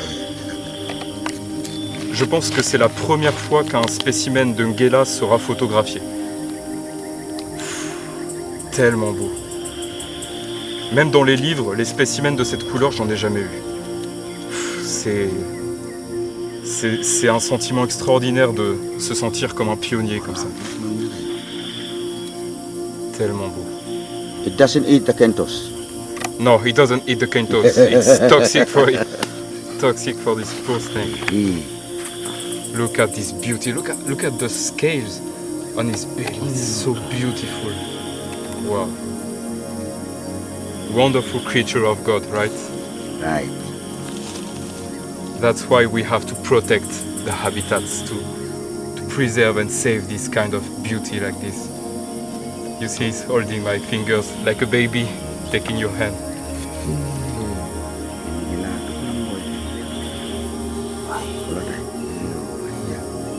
D'habitude, je parle beaucoup et je donne plein d'explications, mais dans ce genre de moment, l'émotion est tellement forte, j'ai juste rien à dire.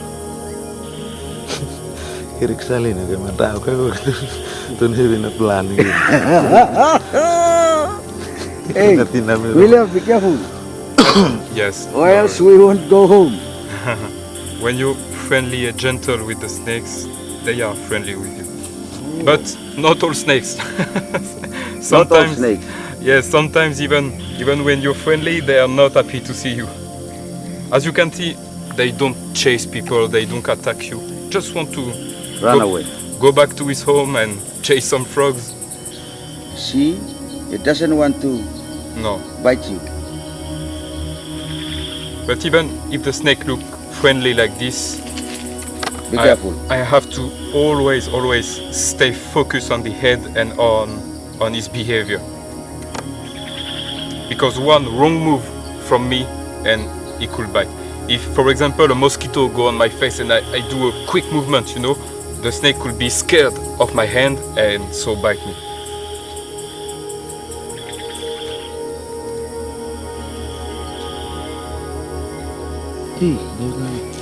Beautiful black eyes.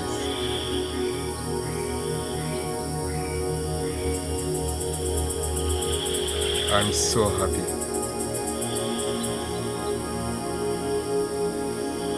Very happy. Yeah. Is it the first time you see this snake? Yes. Yeah? You too, guys? Yes. First time? Yeah. Usually those snakes live at daylight. That's what I have read in all the books and scientific paper.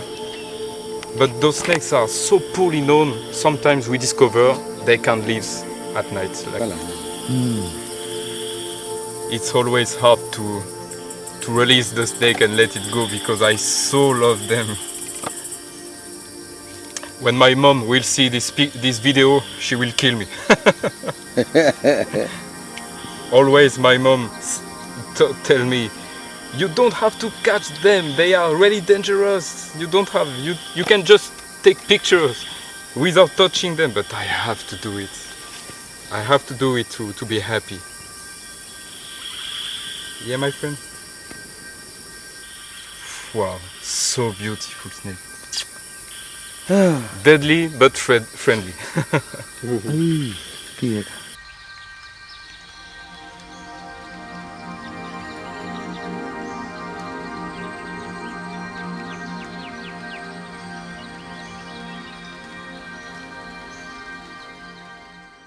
Après cette découverte, on y est bien sûr retourné le lendemain soir, au même endroit. C'était pas très fructueux, mais un soir, quelque chose de vraiment génial s'est produit.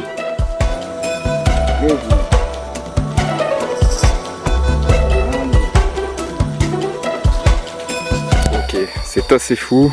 Capture très dangereuse, sûrement la plus dangereuse que j'ai réalisée dans ma vie. Quand j'ai vu ce petit bout de corps de serpent noir, là, tout petit, qui dépassait des feuilles, je savais pas ce que c'était. Mais je savais ce que c'était pas. Ça peut pas être un Dendrelaphis, ça peut pas être un aquacord, ça peut pas être un boiga, ça peut pas être un boa. Donc c'était soit un Lovridgelaps, soit un Salomonelaps. Ça ne peut être que ces deux-là. On savait qu'il existait des formes mélaniques du Lovridgelaps sur l'île de Malaita, une île qui est vraiment pas loin. Donc, premier coup d'œil, je me suis dit, c'est ça. Puis là, il a fallu l'attraper parce que sa tête était cachée sous les feuilles. Et si j'ai pas de photo de la tête, ça veut dire que j'aurais passé le restant de mes jours sans savoir ce que c'était ce serpent. Donc j'aurais pas pu continuer à vivre sans l'attraper pour vérifier. Donc bon, malheureusement, c'était un juvénile, ou en tout cas un tout petit serpent venimeux. Donc autant un gros serpent venimeux, c'est pas difficile à attraper, mais c'est bien plus gérable qu'un tout petit serpent. Imagine attraper à main nue un serpent venimeux qui est grand comme ça, qui se dandine à une vitesse pas possible. Voilà, c'est vraiment mission suicide, quoi. Mais bon, vous connaissez votre serviteur, je l'ai attrapé quand même. Donc après avoir frôlé la morsure une bonne centaine de fois par miracle, j'ai pu voir de plus près.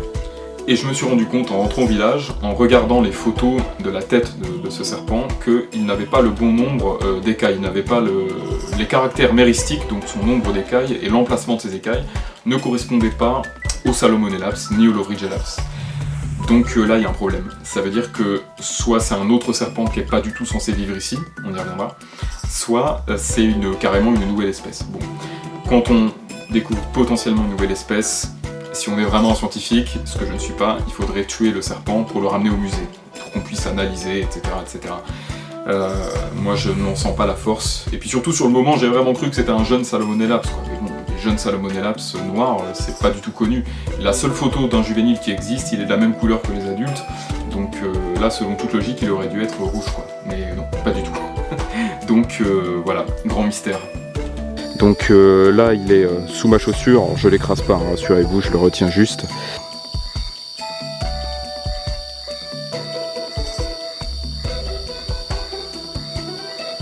Les Salomonelaps sont censés avoir 6 écailles supralabiales, celui-là il en a que 5. Ils sont censés avoir 2 écailles postoculaires, et celui-là il en a qu'une.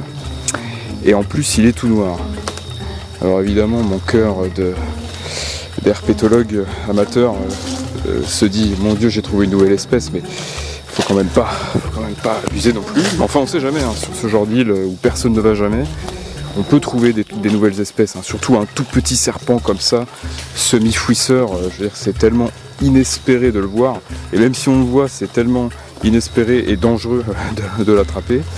Et oui, mais ce que tu sais pas encore, Guillaume, à ce moment-là, c'est qu'il existe un site internet qui s'appelle gbif.org, sur lequel on peut consulter le nombre de spécimens d'un animal présent dans les musées, dans les collections.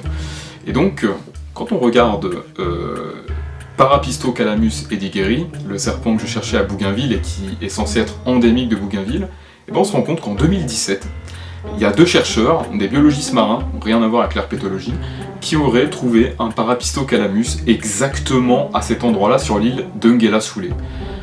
Donc là, quand j'ai vu ça, j'ai sauté de ma chaise, j'ai dit c'est pas possible, il n'est pas censé se trouver là. Puis quand bien même ils en auraient vraiment trouvé un là, parce que la donnée elle est validée hein, par les experts et tout, hein, ça a été validé, le spécimen est dans les collections. Et je me suis dit mais comment c'est possible que ça n'ait pas fait la une des journaux, que ça n'ait pas fait la une au moins d'internet, des milieux des initiés quoi. Bah non, pas du tout. Ils ont trouvé un truc de dingue, ils l'ont dit à personne quoi. Alors j'ai contacté le professeur Marcoschi, je lui en ai parlé, il m'a dit effectivement c'est très troublant quand on regarde la photo de ton petit serpent noir et cette donnée, Oui, là par contre il y a vraiment moyen. Donc les amis, cette affaire elle est pas finie, elle est encore en cours. J'attends des nouvelles du docteur Marcosci, mais j'ai potentiellement trouvé le Parapistocalamus edigeri. Voilà, quand j'aurai de ces nouvelles, je vous ferai, quoi qu'ils me disent, une vidéo pour vous dire ce qu'il en est. De toute façon, soit c'est vraiment le Parapistocalamus, et dans ce cas-là c'est génial, soit c'est carrément une nouvelle espèce, donc votre serviteur a trouvé une nouvelle espèce de serpent, mais on pourra pas la décrire, puisque j'ai pas collecté le spécimen, et que j'ai même pas compté les écailles ventrales ou les rangs dorsaux. Voilà. C'est comme ça, mais ça reste dingue comme histoire. So we go where? The north is... We go towards the north. Okay, so the north is straight there. Wait, northwest. Northwest? Yeah.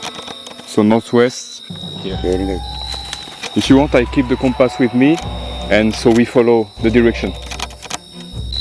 Bon, bah les copains nous ont un petit peu perdus là. Moi je m'en fous, j'ai trouvé un serpent.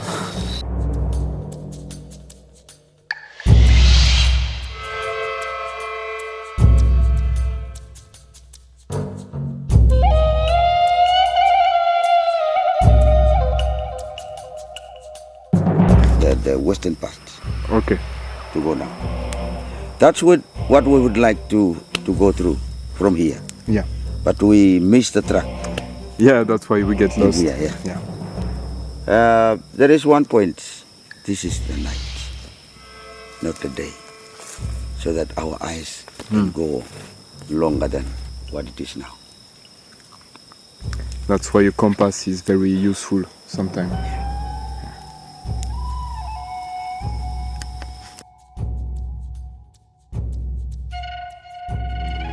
Après presque 2 semaines passées avec la famille de Moffat sur Ngela Soulé, je suis rentré à Guadalcanal en pirogue en passant par le splendide détroit de Ngela, entre Ngela Soulé, la grande Ngela, et Ngela Pilé qui est la petite Ngela. Un endroit sublime.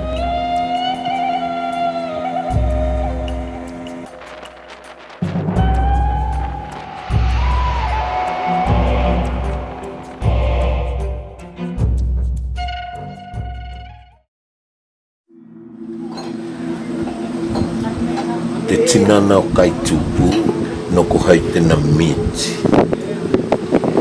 I te vai ingo i te amonga. Honga tena miti nei ki tona house tama ia kai tupu. Ko ia ina ki te miti ki te vai e no hongoto i te amonga. I tena miti nei no ko ina ai ki te kataha no ko mga sehu i te angohingangi ano. Iho ki te moana o kangua i tina vai, haka hoke, haka tōku. Na matanga ma te ina so atu mau te tinana o kaitu nei tena miti tenga ae iho ki ngango me nei hoina ungo nanga akau he te moana e te tinana o kaitu u ki a kaitu tena miti nei ko kaitu una hai tena tengeu a ke sehu ke sasangai te amonga nei e iai te vai. Tenga tasi me ano koina kina ia a tinana o kaitu i tena miti te vinu anga te kataha no kona ai ia te vai mangango tēnei, mā ongia kaitu ka pau a ki tēna lango anga.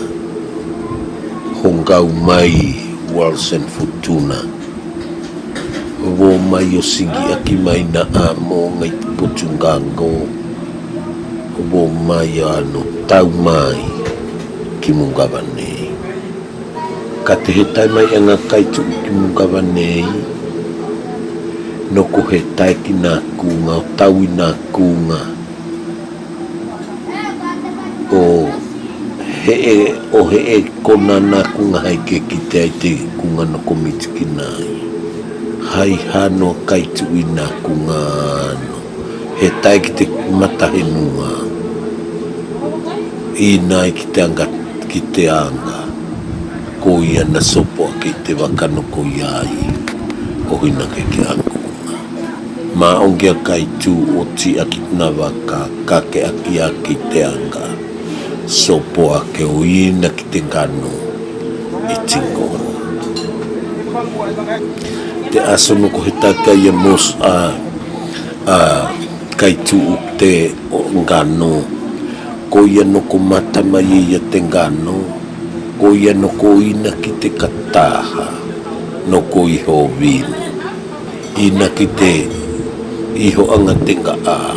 No ko ina makina titinana. Hai a kai a kaitu.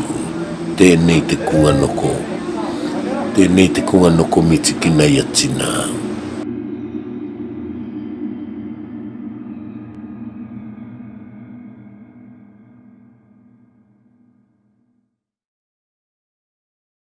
Je suis donc rentré encore une fois donc à mon point de chute, à Guadalcanal, chez mes parents adoptifs Célestine et Aaron. Et j'ai passé 2 jours avec eux et j'ai ensuite pris un avion pour aller sur l'île légendaire de Reinel, pour aller visiter le lac légendaire Tengano, le lac Tengano dans lequel vit le tricoréier des Salomon, la Ticoda croquerie.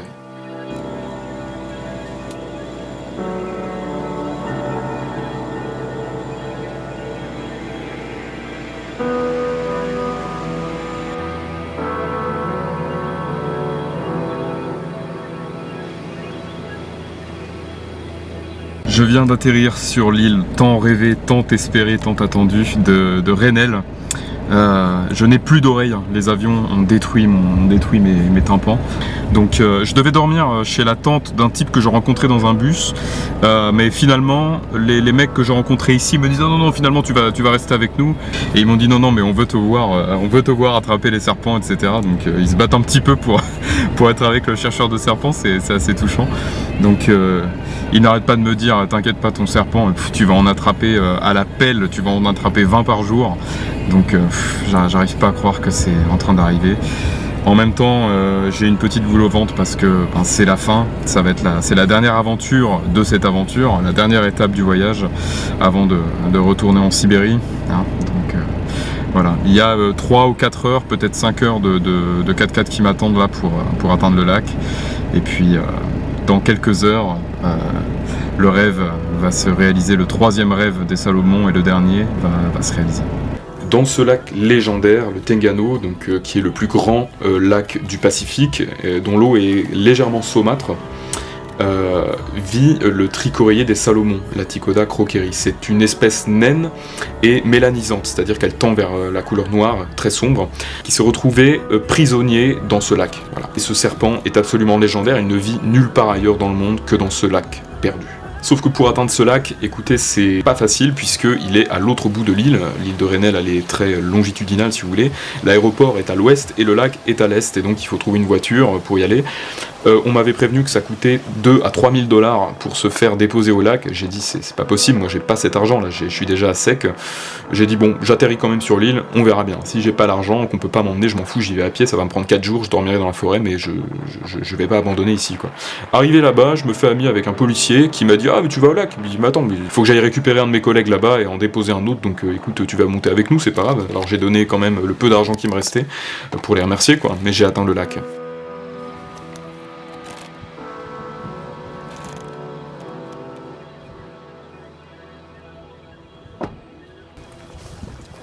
You wanna cry?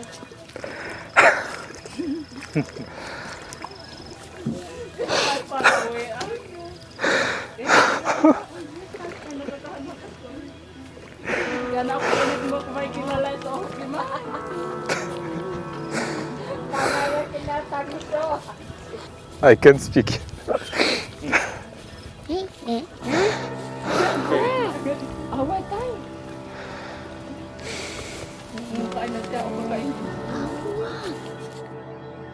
Roland, le gradé, et son officier m'écoutent leur expliquer mon obsession pour le Teingano.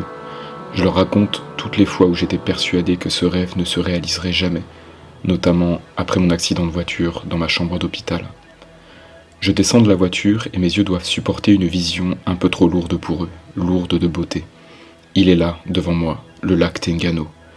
Je regarde la rive, de légères vagues font osciller l'onde turquoise et limpide, laissant voir les roches karstiques aux formes extraterrestres qui jonchent les fonds. J'étends mon regard sur le lointain, les eaux ondulent à perte de vue. Des dizaines d'îlots touffus, habités seulement par des cocotiers et des arbres endémiques du lac qui me sont inconnus, ponctuent ce tableau de maître inaccessible aux profanes, comme autant d'étoiles faites d'émeraudes illuminant une mer céleste insondable.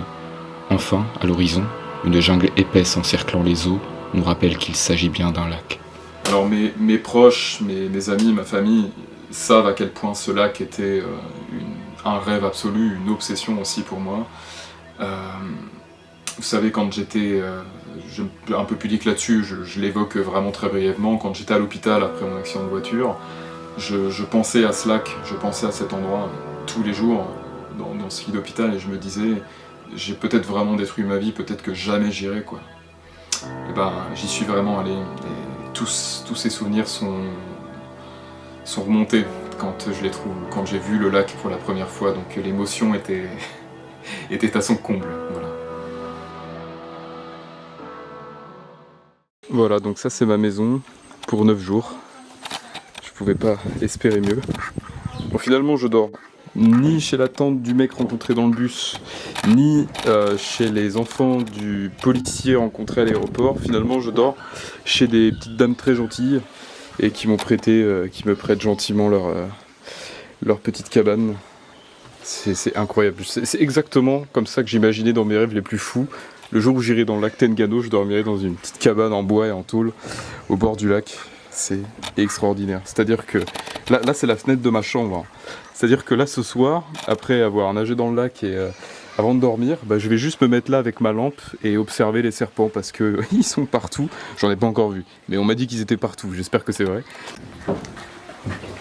Voilà, ça c'est ma chambre, c'est mon lit, un lit 2 places en plus.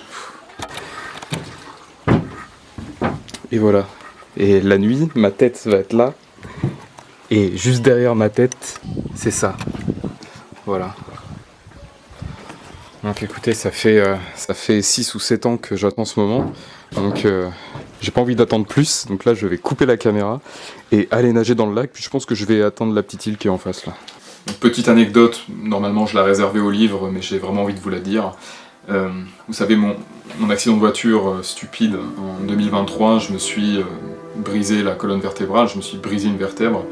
Et bien, suite à cet accident, j'ai cru que jamais de ma vie je n'irais dans les îles Salomon pour voir le tricoreiller des Salomon. Et bien, dès le premier soir sur cette île, le premier spécimen de l'Aticoda croqueri, j'ai pas eu à le chercher, c'est lui qui est venu vers moi. Et il avait la colonne vertébrale brisée lui aussi. Et comme moi, il semblait s'en être accommodé et vivre une vie heureuse. Donc c'est la providence a de l'humour parfois. J'ai trouvé ça assez beau, ça m'a marqué. Le soir, je n'ai pas perdu une seconde pour aller chercher le tricoreiller. Et donc le premier est venu vers moi. Naturellement, comme ça. Je me suis penché au-dessus de l'eau, il est venu vers moi. Ça y est, le rêve est réalisé. Donc comme certains chercheurs me l'avaient dit, il suffit de se baisser pour trouver ce serpent dans le lac. Donc là c'était la nuit, j'ai pas pu résister à aller chercher et puis voilà. L'Aticoda croqueri, le tricoreiller de Rennell. Alors bien sûr, c'est pas le serpent le plus beau que vous verrez sur ma chaîne, surtout ce spécimen là, il est mélanique, il est tout noir. Mais rendez-vous compte, ce serpent, il ne vit que dans un seul endroit au monde et c'est le lac Teingano où je me trouve. C'est la deuxième fois au monde que ce serpent est filmé. La première personne c'était Christopher Hansen dont on avait déjà parlé dans l'émission sur les serpents super rares. Cette fois c'est mon tour, donc voilà, deuxième fois au monde que ce serpent est filmé. Donc celui-ci a dû avoir une vie un peu compliquée parce que comme vous pouvez le voir, sa colonne vertébrale a été brisée ici. Donc peut-être une grosse morsure de chien, parce qu'il y a beaucoup de chiens ici, ou peut-être un gros poisson, un gros tilapia. Je ne sais pas ce qui lui est arrivé. S'il pouvait parler, il nous le dirait. Le grand mystère avec ce serpent, c'est qu'on ne sait pas s'il pond des œufs ou s'il est vivipare. Parce que tous les laticodas sont ovipares, mais celui-ci, on n'en sait rien. Donc 2 expéditions dans les années 70-80 ont été faites, ils en ont pêché des centaines pour percer ce mystère, mais à ce jour on ne sait toujours pas, parce qu'ils n'ont pas trouvé de femelle avec des œufs ou avec des petits. Donc, comme vous pouvez le voir, la queue est plate, la queue est totalement plate, comme tous les serpents marins. Donc eh bien ça y est, ce soir tous les rêves, tous les objectifs de ce voyage ont été remplis. Donc voilà, je suis le plus heureux du monde. Donc on va arrêter de tripoter ce petit bonhomme, je vais faire mes petites photos et puis on va le relâcher dans son merveilleux endroit naturel.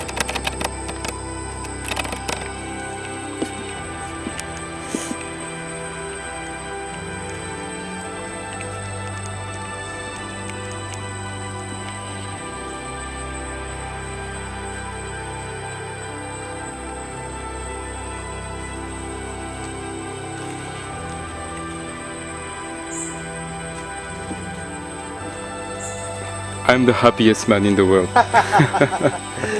Good on you.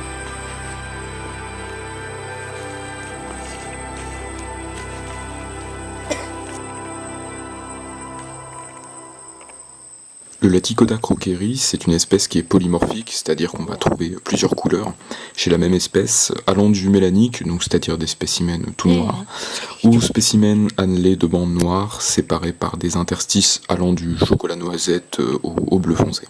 Je sais même plus combien j'en ai vu ce soir-là, donc je vous laisse devant un petit florilège. Je savais que ce serait facile, mais pas à ce point. Je pensais pas que ce serait simple à ce point. Il suffit juste d'aller au bord du lac le soir et de se pencher. Puis voilà, ils sont tous là, ils m'attendent.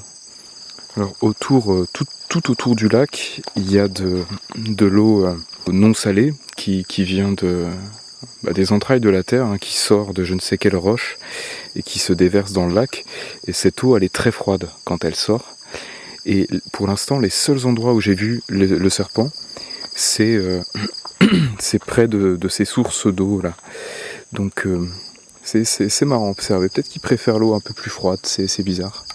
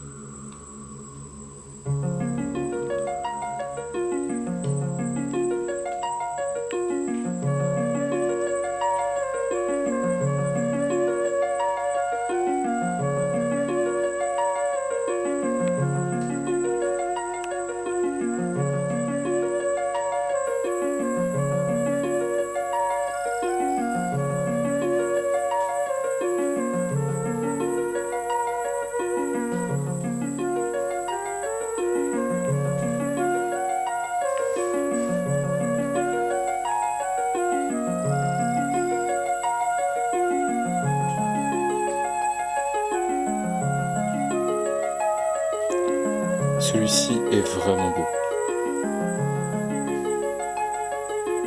Il est bandé, il est marron mais pas marron très sombre, et il a des bandes claires. Waouh, il est vraiment beau.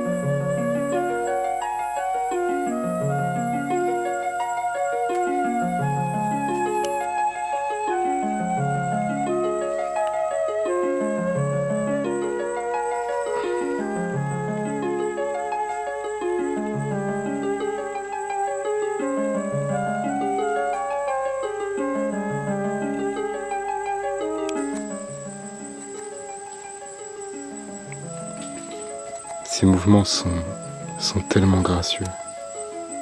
Et petit bonhomme, tu viens nous voir ?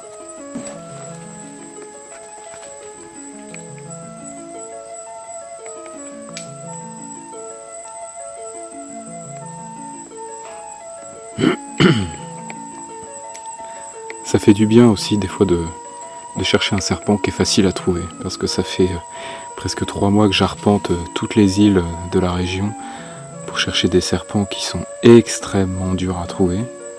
Mais alors là, il suffit de se baisser, ça fait du bien des fois. Il est trop mignon, il prend sa respiration à la surface.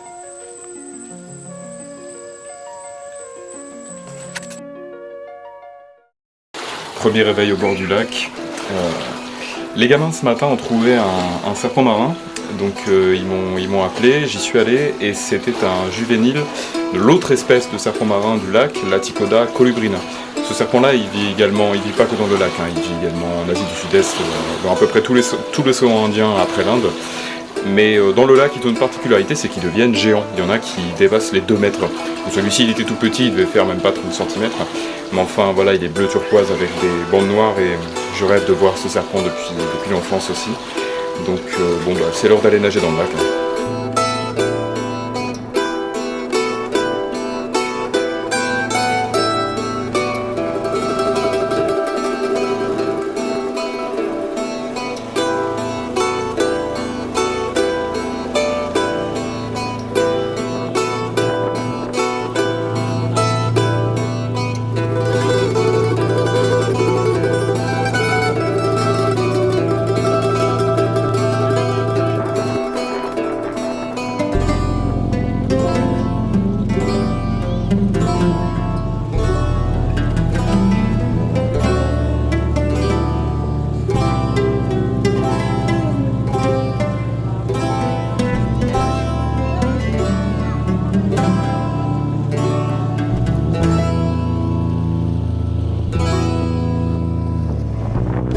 Allez, on compte à partir de maintenant, parce que là c'est vraiment le coin. En combien de secondes on va en trouver un ? 1, 2, 3, 4, 5, 6. Voilà, 6 secondes. 6 secondes. Oh, il est vraiment beau celui-là, il est marron.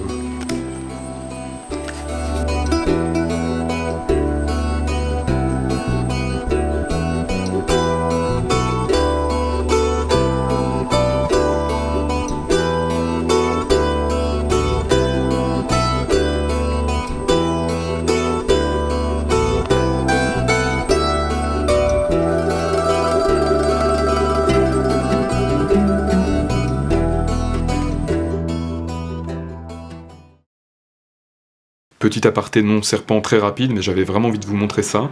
J'ai été un privilégié, une chance extraordinaire. J'ai goûté un fruit qu'on appelle le gemungi. C'est un fruit, a priori il pousse dans les autres îles des Salomon, mais seuls les habitants de l'île de Rennell en maîtrisent la préparation. C'est un fruit qui est extrêmement dur, donc tous les autres peuples en fait des Salomon, quand ils ont goûté ce fruit, ils ont croqué dedans, ils se sont pété une dent, ils ont dit bon bah laisse tomber, c'est pas comestible quoi.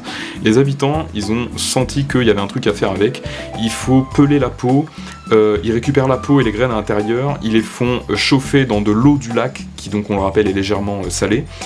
Toutes les heures ils remuent, etc. Un procédé de dingue pour au final former une sorte de gâteau qui a un goût unique au monde. Voilà. Le truc c'est que cet arbre, il ne donne des fruits que tous les 10 ans. Parfois même tous les 15 ans. C'est-à-dire qu'une fois que vous avez cueilli les fruits, il faudra attendre 15 ans avant d'en avoir d'autres. Donc quand j'ai goûté ça, celui qui me l'a fait goûter, il m'a dit la dernière fois qu'on en a mangé, c'était en 2008. J'étais en 4e les amis. Vous vous rendez compte le privilège de manger, de goûter quelque chose comme ça, c'est vraiment fou. Voilà, je voulais vous montrer ça. Je ne le sais pas encore, mais la nuit qui s'annonce sera sûrement la plus belle de ma vie. Aux alentours de minuit, j'accompagne Richie à la pêche au harpon. Il n'a qu'une lampe de plongée, donc je ne dois pas m'éloigner de lui. La pleine lune illumine le lac et un ciel étoilé d'un violet irréel se reflète dans l'onde. Il n'y a pas un brin de vent, pas une vague, la sérénité comme paysage. Entre 2 tilapias, que tel un sniper Richie ne rate jamais, nous reprenons notre souffle en admirant ce ciel extraordinaire miroité sur l'eau. Des serpents marins viennent à notre rencontre, nous examinant de près, se demandant sûrement qui allume la lumière sous l'eau à une heure pareille. Observer ces merveilleuses créatures dans leur grâce naturelle sous un tel ciel, à quelque chose d'hors du temps, au-delà de ce monde. J'ai créé une amitié extraordinaire avec Richie. Je ne pense pas qu'il verra cette vidéo, mais je te le dis mon ami, tu me manques. Dieu te bénisse.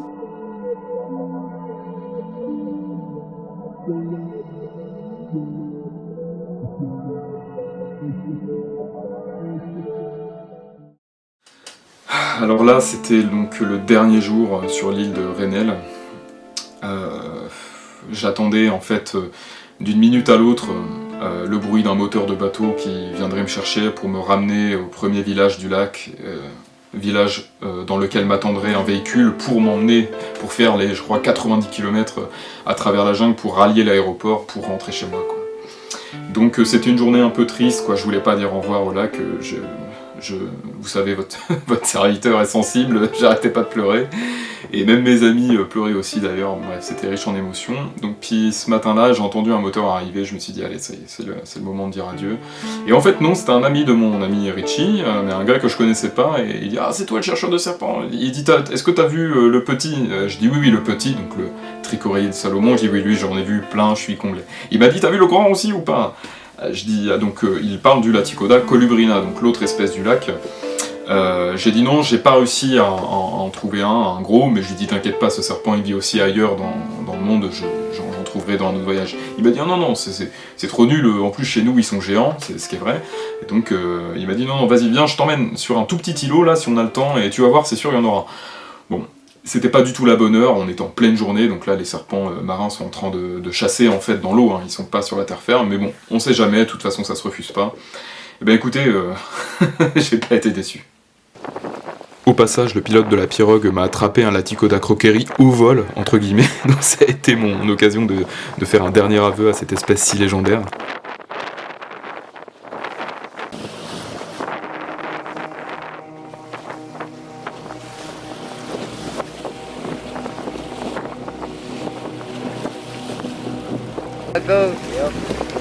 Yes, we are coming. Oh, it's a big one, guys. I saw. This is the only place I think about. It's a giant one. Yes. Are we speaking French to my camera? Yeah. Bon, c'est le dernier jour sur Rennell. Le dernier serpent qui me manquait, c'était les Laticoda colubrina géants du lac Tengano. Et là, c'est le dernier jour, c'est la dernière sortie avant de définitivement quitter le paradis caché. Et là, il y a un Laticoda géant que j'ai très envie.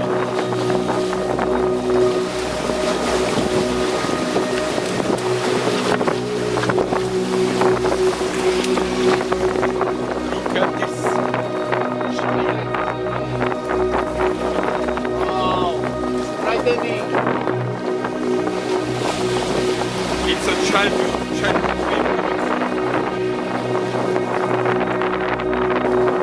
William is really happy. Oh yeah. He's now finding his resets.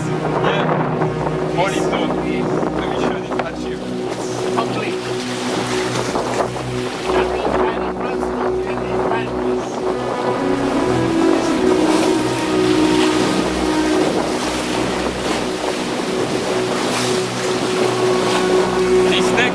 Not only in the Tengano Lake, but also in Philippines and Indonesia. But in the Tengano Lake, it's the only place when they get this big. This snake got enough venom to kill all of us today. But fortunately, they are friendly snake and they don't bite. But if you do bad treatment to the snake, if you hurt the snake, he can bite it. If this one bites you, you have to go to the hospital. Quick.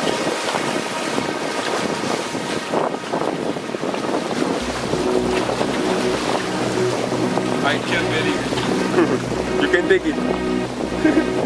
You can take it back to France. Oh no. Hey, dat is goed hoor, kan. Hey, het is gewoon daar, moet je normaal botsen. Move, kan, go.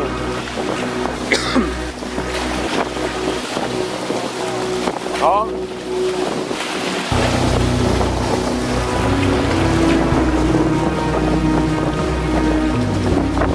Kan we wel maar kijken.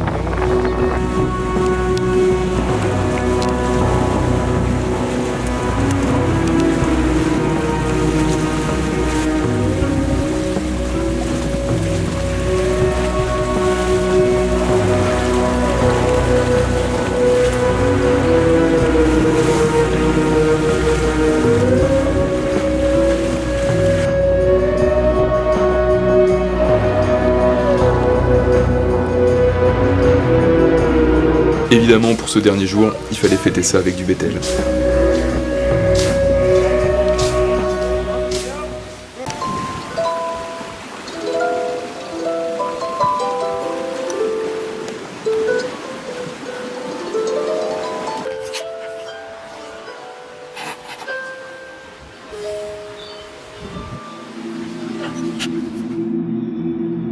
Tēnā te auanga kaitu ki ngua amonga nei.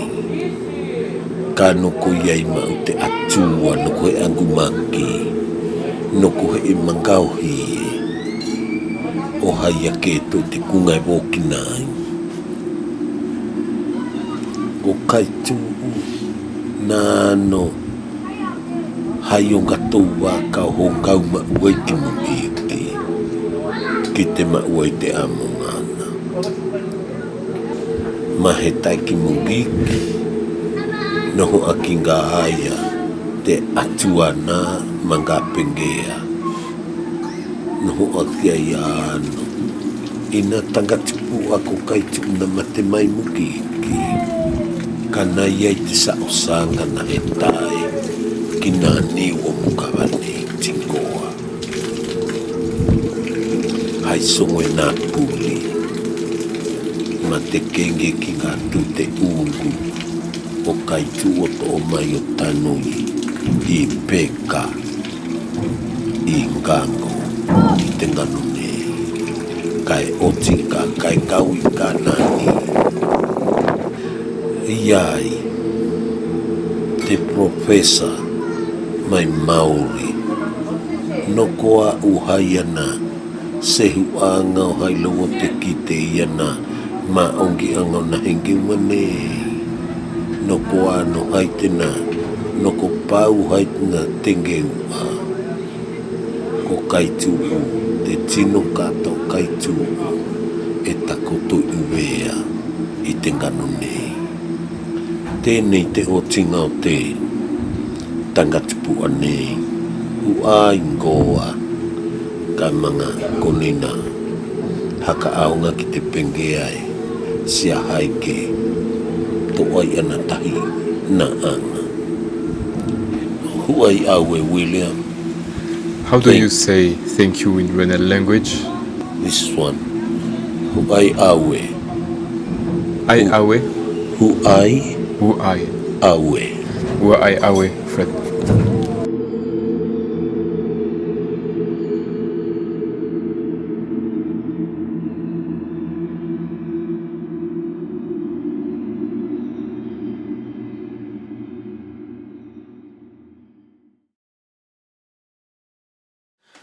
Bon, je vais pas vous parler du dernier jour sur l'île de Renel parce que j'ai pas envie de pleurer sur YouTube, c'est pas mon genre. Mais encore une fois, tout cet aspect-là de mes voyages sera dans le livre, hein, la quête curieuse. J'ai vraiment hâte de vous le faire découvrir. Donc je suis rentré à Guadalcanal. J'avais promis à ma famille d'accueil du village de Mbalo, rappelez-vous, au tout début des îles Salomon, la famille de Justice. J'avais promis de leur dire au revoir avant de rentrer en France, donc je suis allé les voir, j'ai pris le bateau, j'ai retrouvé une pirogue et je suis allé leur dire au revoir. J'ai dormi chez eux, puis ensuite je suis rentré, on a fait la fête pour célébrer tout ça. Et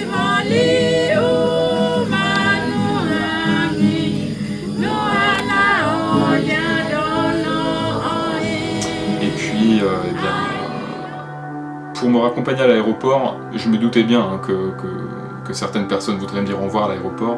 J'avais pas prévu qu'un bus entier et un taxi seraient nécessaires pour me dire au revoir. Les adieux à l'aéroport étaient épouvantables, c'était tellement dur, je préfère même pas donner les détails maintenant, ça va être dur. Et puis ben, c'était la fin, quoi. C'était déjà la fin de cette aventure. Donc je pense que peu d'entre eux verront cette vidéo, mais dans tous les cas, si certains la regardent, je m'adresse à toutes les familles qui m'ont accueilli en Papouasie-Nouvelle-Guinée, à Bougainville et dans les îles Salomon.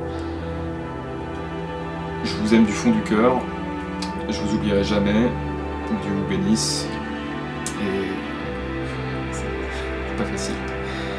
Je vous aime très fort et je pense à vous tous les jours, et un immense merci. Un immense merci.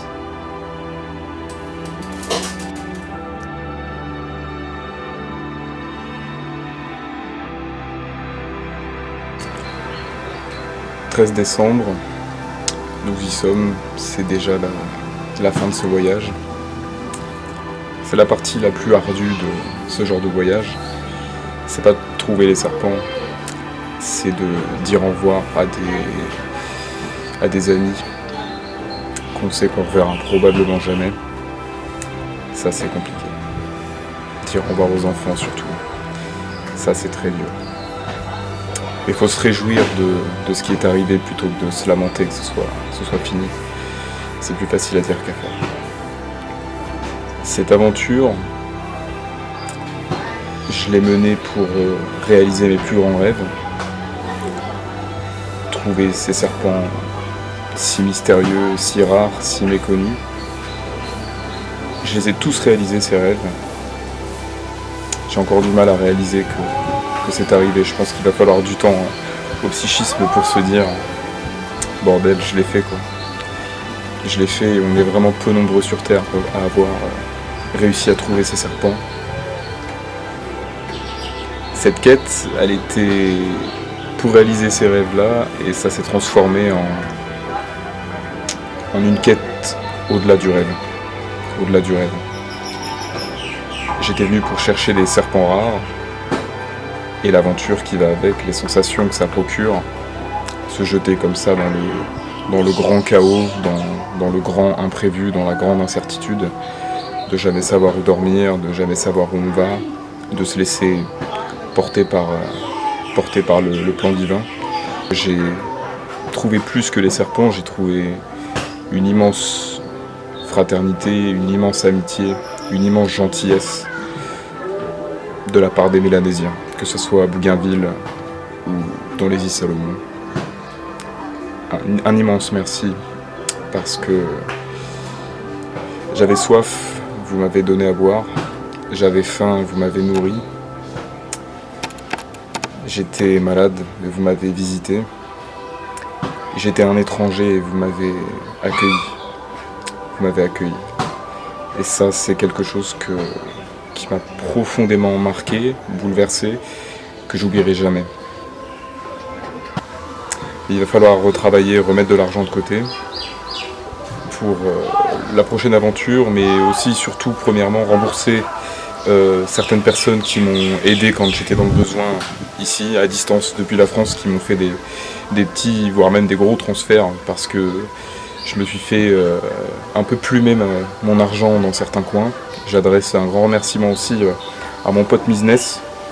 Donc bon, je ne mets pas sa photo parce qu'il m'a demandé de garder l'anonymat, donc je ne mets pas sa photo. Mais merci Business. Et à ma chérie aussi qui m'a filé des sous pour que je puisse survivre. J'espère que vous avez apprécié ce documentaire. Au moment où je vous parle, je ne sais pas du tout combien de temps il va durer, mais à mon avis, il va durer un bout de temps. Et je vous dis à bientôt pour la prochaine aventure, qui, je l'espère, sera en Afrique de l'Ouest. Portez-vous bien et restez curieux.